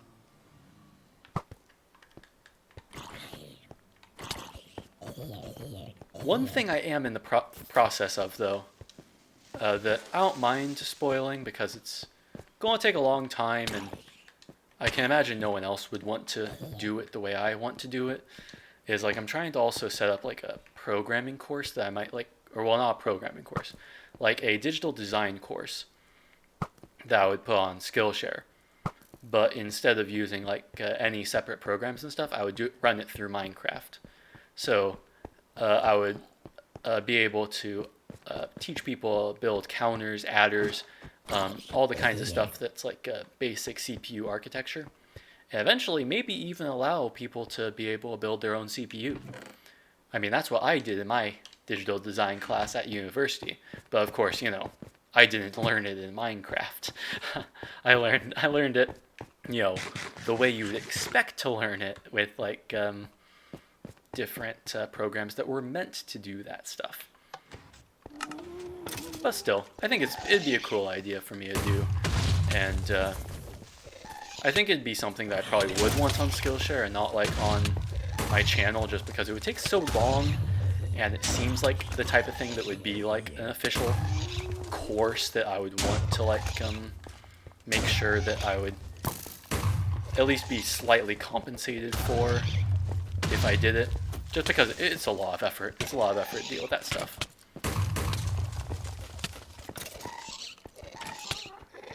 A lot of my Minecraft tutorials, I don't mind that I get like no money out of those, because that's kind of stuff that's like is nice just to be able to teach others, and spreading redstone knowledge I don't mind. But like the CPU architecture, that is such a large class, you know. It would be hard for me to do that like on a YouTube series.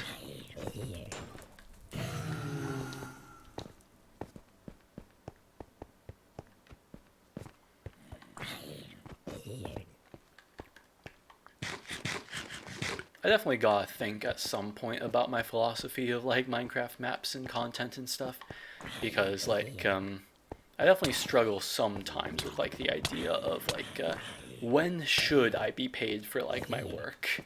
You know, it's like adventure maps, I don't think I should be paid for the work. I think that it's nicer to have it be free and like be able to show people, or yeah, be able to like show people like my story and my style of how I do things. Like I enjoy my stories to be spread around. And add-ons I feel the same way about. I think that those are just like neat ways to be able to improve the game, little bits and pieces. Like I think I understand that a lot of maps like need to be paid with money. Like that's just kind of a given that they need to be paid, just because like they're like a lot of maps are built with teams of people that some of them it's their only job to be able to build those maps. So I definitely can understand that. I just can't imagine doing it myself to charge for my maps, you know, my little lame Aztech Labs adventure map and all that kind of stuff. Because I think it really is just cool to be able to have it be one of those free things. Because people like free. People like to be able to just like do all that kind of stuff.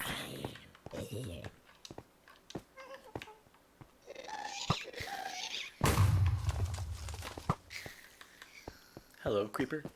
What you doing? Oh, you're not dancing anymore. I thought you were just going to be dancing all the time. But I guess not.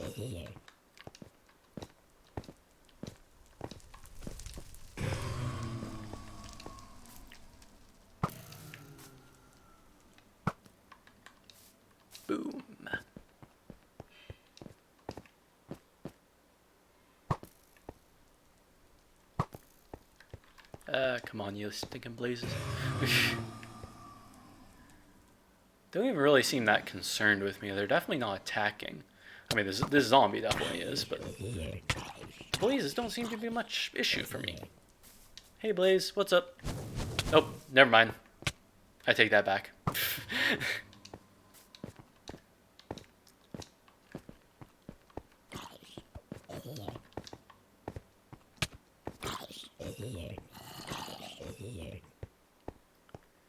I forget how many rounds of this I have to do before the other area opens up. I know that when it happens, like it has a little light come on to be able to indicate that it's open as well as it, you know, actually being open. But I don't know.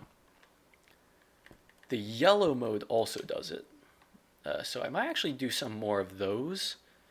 The yellow ones, because the yellow ones are easier to do. They don't give me as much money. I don't think that they are as efficient for gaining diamonds, but I do feel pretty strong at the moment. And I feel like I probably should also buy a little bit more of the protection like I was going to on my helmet, just because that would be good. Other than that, I definitely don't think I need to upgrade much. Could maybe do with some more bread and, well, maybe not bread because I have tons of that, but I could maybe do some more enchanting bottles so that I can actually heal up my armor to make sure that I don't need more in the future. And that hopefully everything will be all good.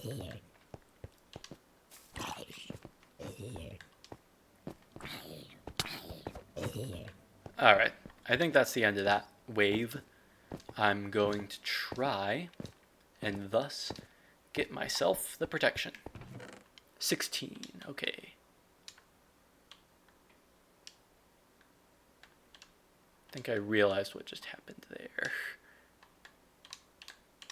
Okay, there we go, 16.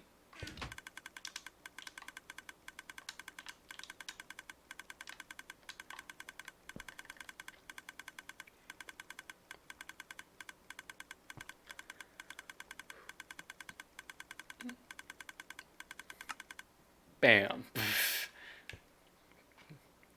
That's also the thing about the No Cheat Shop 2.0, is that it's a lot quicker. That takes a while because it needs to be on a certain clock to make sure no data is lost. So I was going to enchant my helmet, right? Yeah, I was. I also need more bottles of enchanting to actually do that.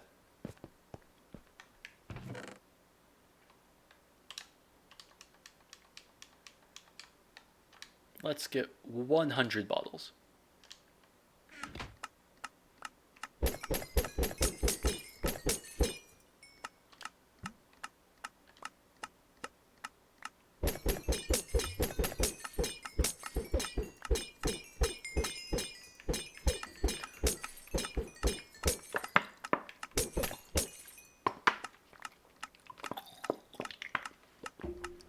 All right.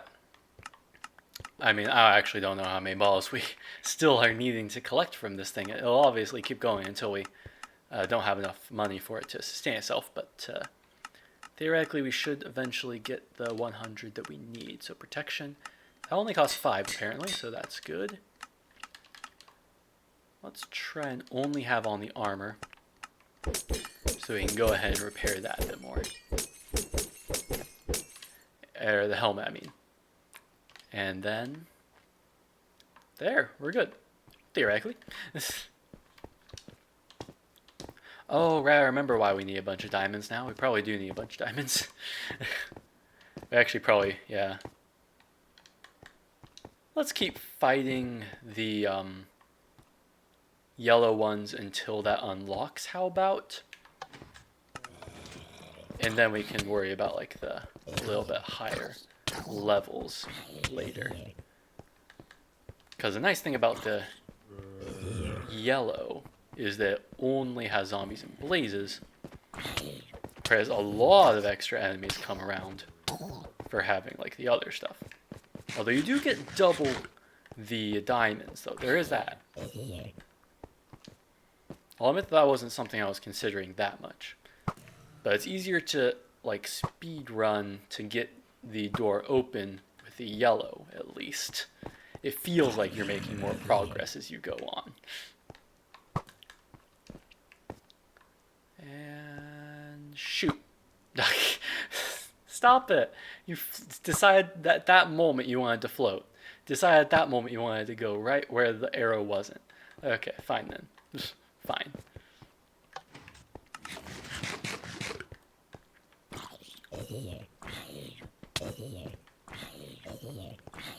I don't think any command blocks could allow me to be able to prevent any baby zombies from being spawned from these spawners, though.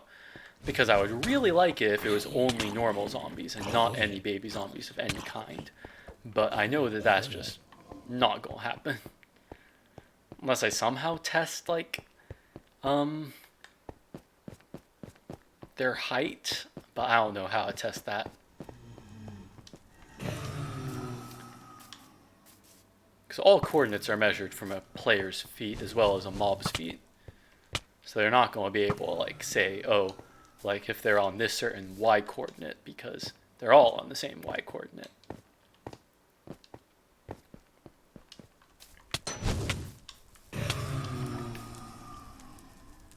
Come on. Bam. Bam.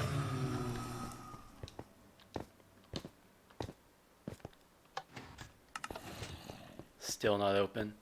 I think it was 20 rounds. I really wish I was keeping track of how many rounds we were doing.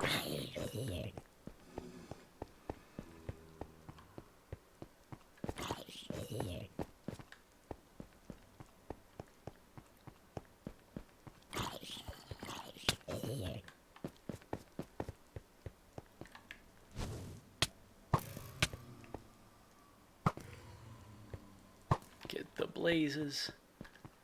Get this zombie.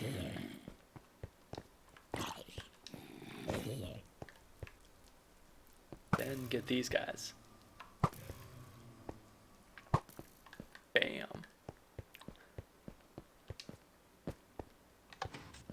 More. Let's keep going.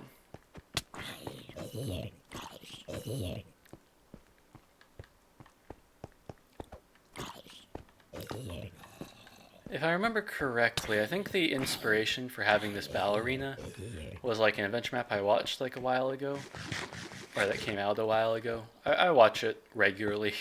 I rewatch a lot of adventure maps, like Let's Plays by them. But like there's this one map called Deadlands that Stampy and Squid made at one point, or not made, but played at one point. And it's like at the end of the Let's Play, there is this battle arena that like they unlocked at some point during their play, but it wasn't finished yet. So they was just like asking for people to come up with ideas for what they should build there. And I was like, that's wrong. I'm just going to build an arena for people to be able to play immediately, not have to like wait until a future update. And that was what I created. I just tried my best to be able to create a cool little jungle themed battle arena. I think it turned out looking good. I don't know. Because I like the leaves and stuff that's like falling into this place and allowing for a little bit more foliage to be around. Because originally it wasn't going to have the foliage, but then I came up with the idea of having like extra bonus areas for you to be able to explore, and it needed foliage to be able to make that look good. So we'll get to that eventually. But for now, the area is still locked, so we can't just yet do that. Baby zombie, no. Alright. Too many blazes. Just shoot them with arrows until they go away. Hey. You stop that. You know, if you just stop moving, this would just be a lot easier.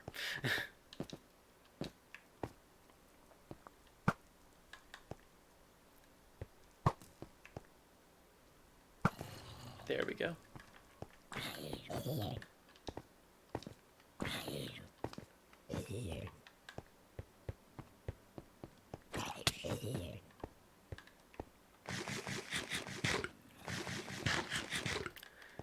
Yeah, let's do a super hard mode one. Just cause I might as well. Come on. Get ya. I almost was able to hit that gas with the sword.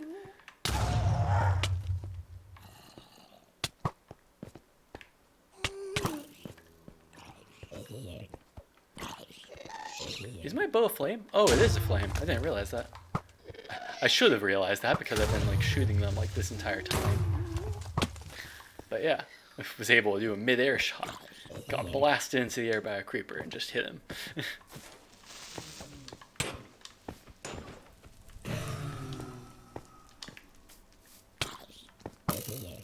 Ow. Let's use my attack rod. That way it can actually come towards us. There we go.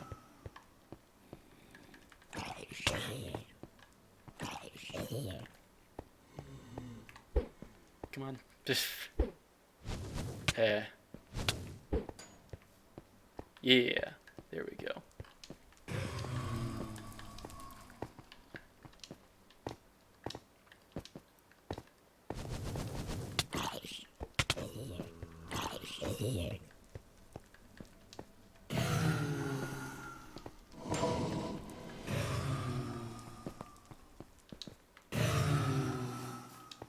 Let's get it. I guess that was all of them. There's still a few straggler zombies, but we might as well just do another round. There we go.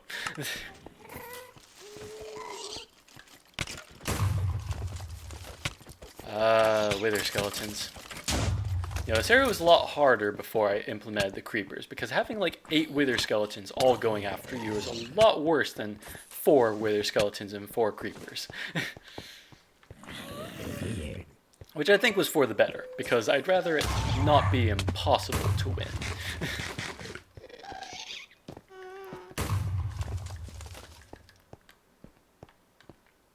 There we go.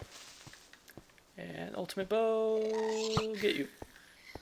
Ultimate bow, get you. Was hiding, was trying to hide from me. But no one can hide from the gender slasher.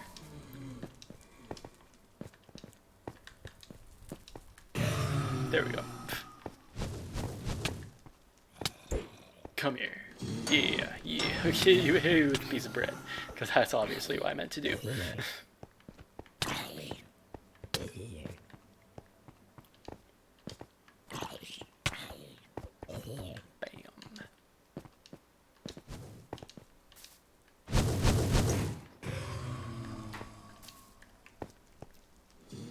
Yeah. And there's a little one high around the corner. Bam.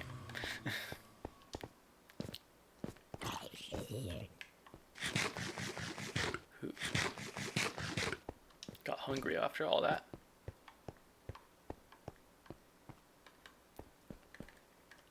One more round. Come on. We have to be like so close to being able to unlock this new area.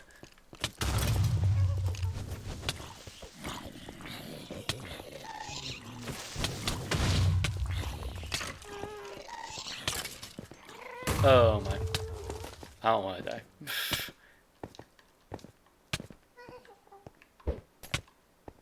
Right, I don't have my thing. There we go. There we go. Geeky.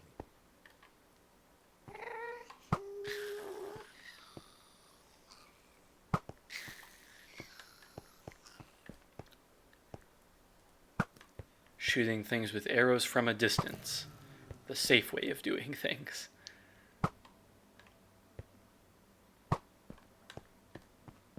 And then there's the dumb way of doing things, which is using a fishing rod to bring enemies close towards you and attack them with a sword. Which didn't really work that time. I didn't realize there was still a wither skeleton alive.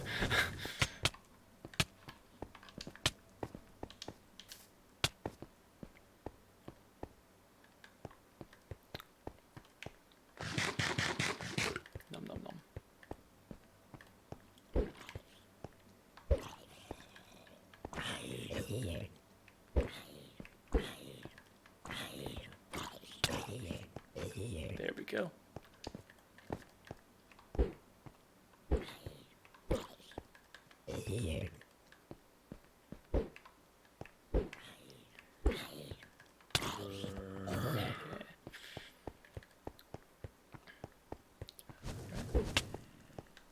Okay, well fine, you come closer to me then, instead of the other guy.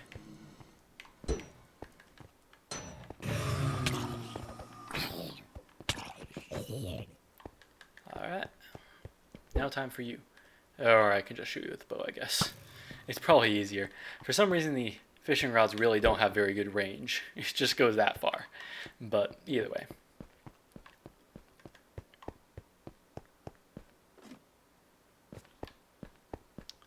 Are there no zombies up here? How many? Oh wow. We got like 2 stacks and 28 of crystal shards right there. I like to call them... I've been calling them diamonds like this entire time, but yeah, they really are all renamed to crystal shards, so that it would be a different type of currency.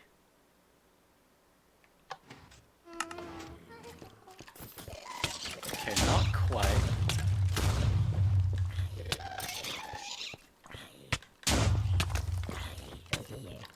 Ooh, that's something. Maybe I can like reel in with a fishing rod one of the ghasts. But of course, there's too many zombies in the way.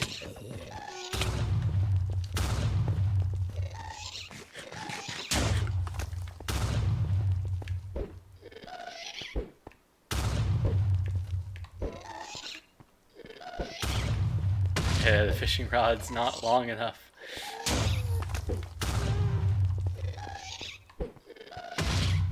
They're too high now. Oh, this one might not be.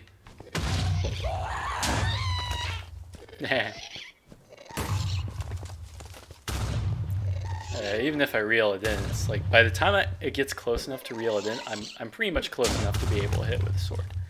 Basically, anyway. There we go. I got that one with a sword. I'm still not giving up on getting this one with a sword. Although I probably should, because it's kind of already too far away for it to see me anymore. Woo. There we go.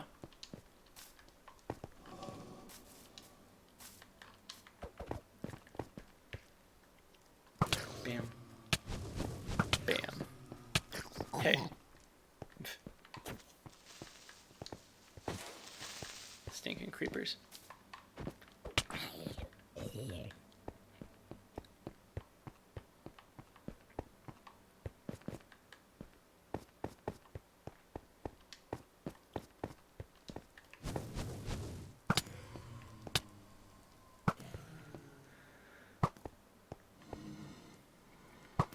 Alrighty. I almost kind of want to check how many more it'll take for this door to open. But I also know that if I check, it's probably going to be like one more go or something, you know? Have to see. This little zombie's trying to ride piggyback on like all the other zombies.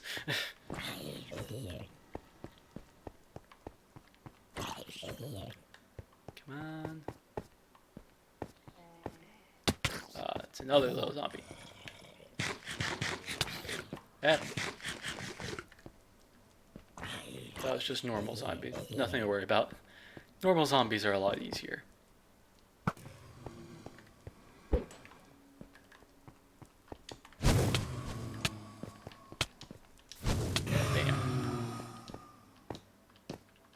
Yeah, fire protection was definitely a good decision to get. Also, my headwear of truth is kind of failing, so I should probably try and repair my armor. Probably because it has thorns, so it's definitely very weak at the moment. So we can take off the boots because those are fully healed. Take off the boots because those are fully healed. And I would take off those to heal up those, but I don't actually have any more bottles of enchanting, so I guess the Headwear of Truth is just going to have to deal with being slightly damaged.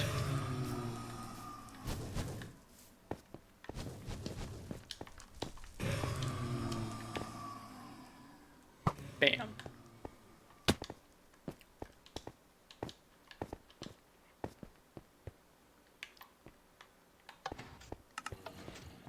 Not the last round. I was hoping it was, but it wasn't.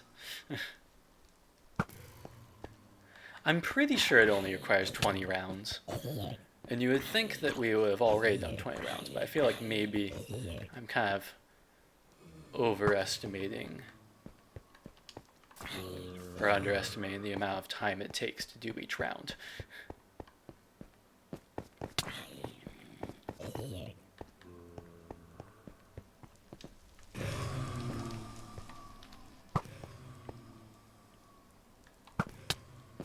Hey. You stop that.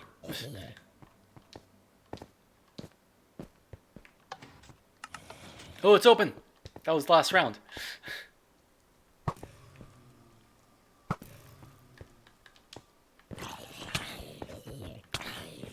There we go. Now we were able to do something.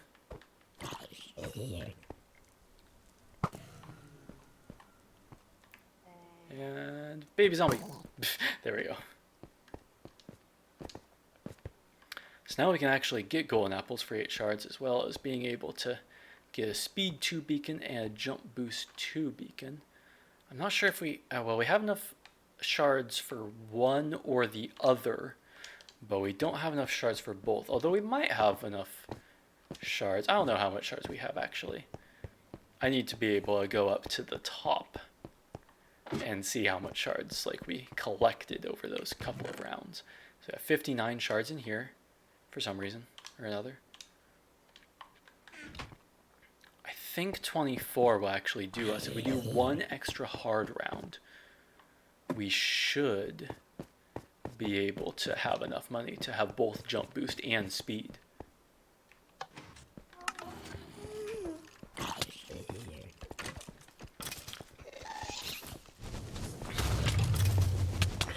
Well, that was a lot of damage all at once right then. I'm out of here. You, get away. You, stop being so ghastly. And you should just stop trying to attack me. And maybe I'll let you go free if you do. But I don't think that's going to happen.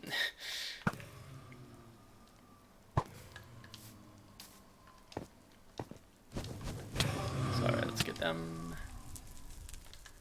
My armor and stuff should still be fine enough, at least. Fine enough. And then, get you. Get you. Get you. Then we need these blazes. And apparently this creeper that's right next to the blaze.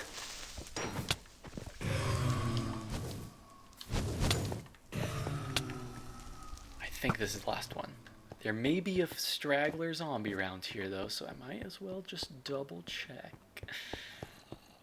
Oh, I heard a growl. I heard a little baby growl. Not a baby growl, actually. It was just, it was an adult-sized growl. I have 1 shard left over after that, okay.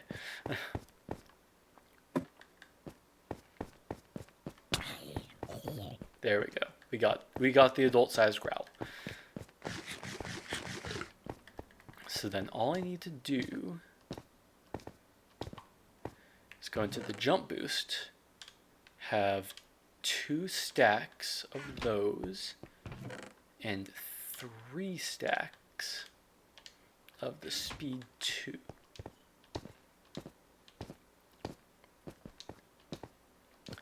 And then eventually, once those go in, that means that those beacons should light, because those we've paid in full for both of them.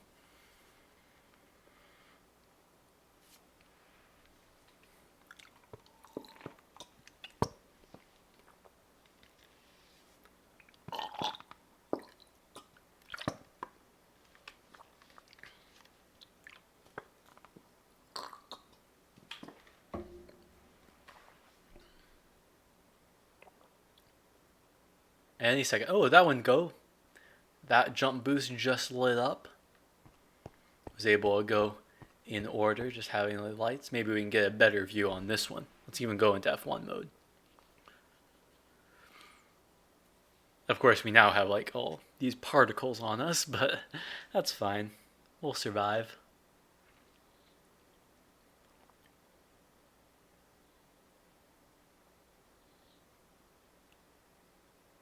I mean, it is a stack of items, so it takes a while. There we go. Just like that, the beacon shoots up right out of it. Because I think that means thus that I colored it so that speed is... Yeah, the speed is yellow and the jump boost, I think that's pink? I'm not sure.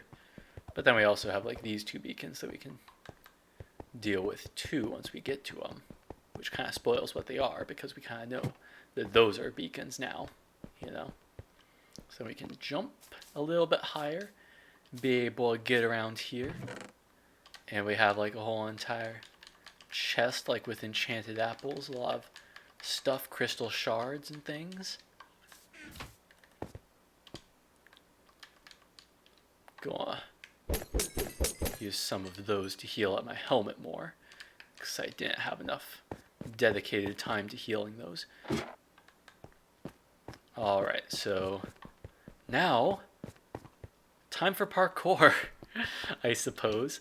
Oh yeah, also this test. I remember me talking about this earlier, that I was wondering if I set it up so that this dropper had a thing. Yeah, right here, like the dispenser's empty. So like you can't go inside of it and be able to take the items that, or take like any of the spawn eggs. Yeah, that one's also empty. Honestly, I'm betting all of them are set up like that, just in case people could try and get to them. And I'm able to get to them now with the jump boost and speed, so definitely a good idea to do that.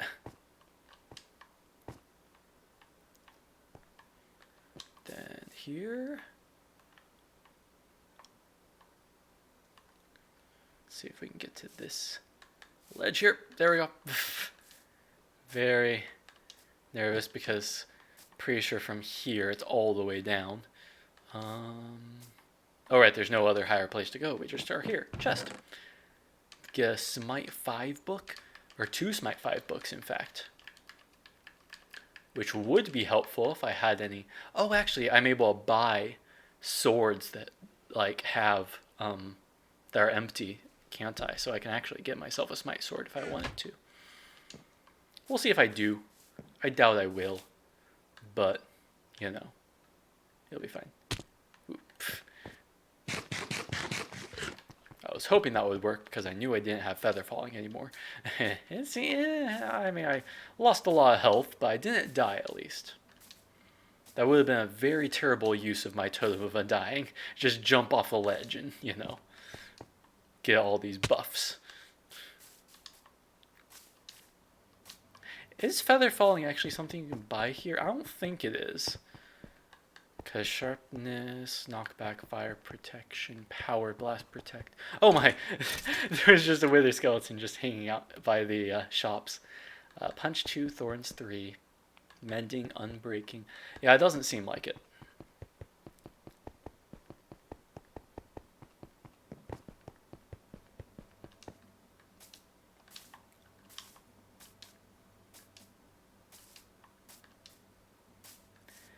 Let's go here. Let's go here. Let's go here. And bam. And plop. This parkour challenge is much harder than the other one because this one you have to go around like the arena with these different like blocks and things. That one's like you're basically just climbing straight up a wall. This one you have to go traverse round. Ah, I thought I would make that. I didn't hold forward for long enough, I guess. So anyway, instant help. There we go. will obviously probably want to use it more when there's enemies around, but I suppose I can use it now when I'm just falling off of ledges. Yep. Yep. Is this dropper also? Yep. Dispenser's empty. Just like to check. Okay, got that. Got that. And now this jump, which I might actually bang my head on because I have the jump boost. There we go. I did it. I think. Yep, there's a chest here. Got a Tome of Undying. Or another one, I mean. Oh, that's true. It's like I could have just not worried about using the Tome of Undying because I got another one. I think I actually have 3 now. Don't I? Maybe. That could be true. Yeah, either way, we'll try not to die as we go down this ledge anyway. Just in case. There we go. Only lost 1.5 hearts there.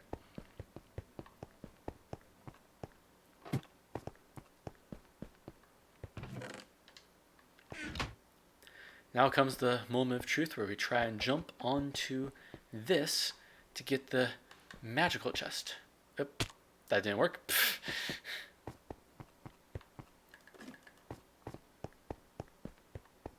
Alright, now comes the moment of truth, where we try and go to the magical chest. That didn't work. Okay.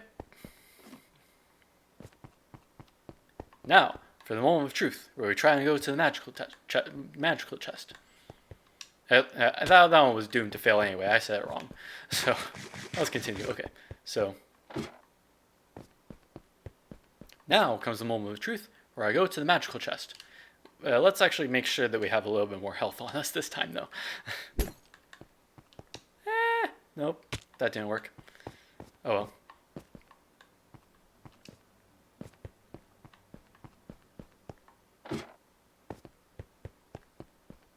Now comes the moment of truth, where we try and go to the magical chest. I saw the edge of the block, and I still didn't jump. I didn't even, like, really...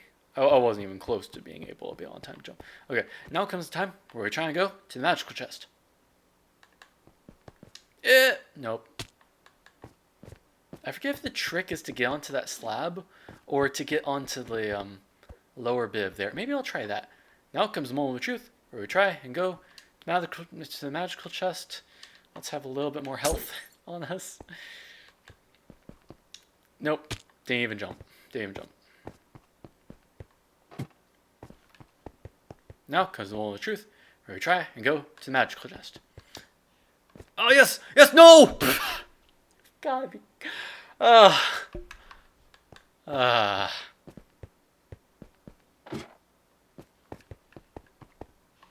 Now comes the moment of truth, where we try and go to the magical chest.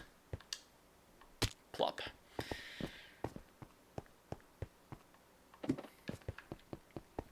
Now comes the moment of truth, where we try and go to the magical chest. That didn't work. Still, okay. I swear, I'm going to eat one of my enchanted apples. How about that? I have 10 of them, so it doesn't matter. Okay. Now comes the moment of truth, where we try and go to the magical chest. Nope.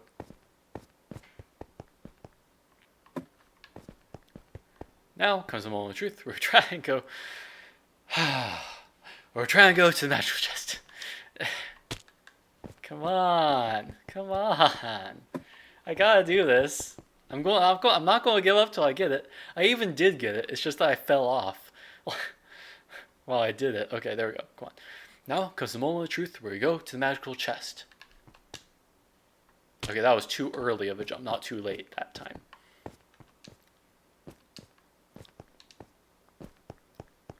Come on. Let's go. Moment of truth, magical chest, all that malarkey. Yes, okay, there we go. Apparently, I didn't need to be very serious about it if I was going to go up here. Not the magical moment, it's just, just the moment of malarkey. So anyway, we've got the super upgrade key. So we can go ahead and get all the stuff that's in here, the poison arrows. Apparently, I skipped over the key somehow as I was grabbing all that stuff. So let's go! Insert super upgrade key into the hopper to open door. I will. There we go. Haha. Then we can get wither arrows, we can get strength, and we can get resistance for all the stuff that we're doing here. So there we go. That's basically it. I wish I had created some kind of a secret that would unlock after you do like these 2 bits, because I mean, after doing that, it's like getting like 9 stacks of diamonds becomes a lot harder of a challenge. Absorption is what I had. Okay. So anyway, now that we have speed and jump boost, how about let's try this to be able to do the actual battle arena. Now that we have a little bit more speed on our side, we don't really have strength or the resistance on our side. Well, we kind of have strength and resistance on our side because I ate the enchanted apple just a little bit ago. But yeah, let's go. Come on. Come on, guys. I'm gonna get you. I'm gonna get you all the way up there, out of sight apparently, and there we go. That was better.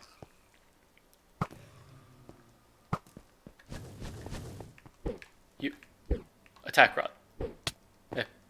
Attack rod, come to me. Why isn't this attack rod working? It worked on the zombie. Come on, attack rod, activate. There we go, now you're closer to me. I probably would have saved time just by walking to you, but whatever. Come on, get down from your ledge. Fight like a blaze. Actually, fighting like a blaze is what you're doing. Try and hide and be able to attack your enemy from range. And back. And attack, attack, attack. There we go. That was an attack. Attack, attack. Attack and attack.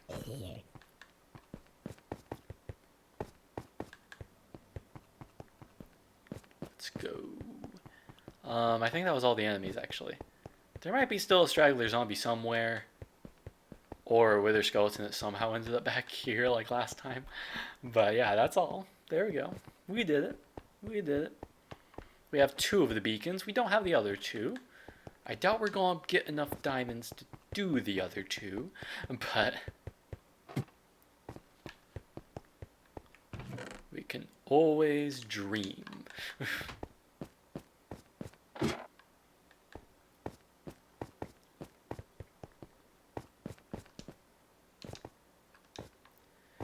Alright. So, I mean, we had one last battle before we went. I might end up just kind of stopping the stream here. So I think that went pretty well. We were able to finish the map with Dr. Martin and all that kind of stuff, you know. And was able to destroy Aztech Labs, which was nice. So anyway, now that we have the... I mean, this was the bonus stuff anyway, but, you know, it's still nice to be able to try out the bonus stuff. And hopefully everyone who tuned into the stream enjoyed it as well. So this video will end up going back onto the Behind the Frontline channel with all my other stream archives, just in case you wanted to see the beginning of the map, all those months ago that I streamed it and all that stuff. But yeah, until next time, this has been Frontline, and I will see you guys all later. Bye. Accidentally bumped to my mic. Not sure how that sounded, but we'll leave it in. I mean, I have to leave it in, but whatever. Later on.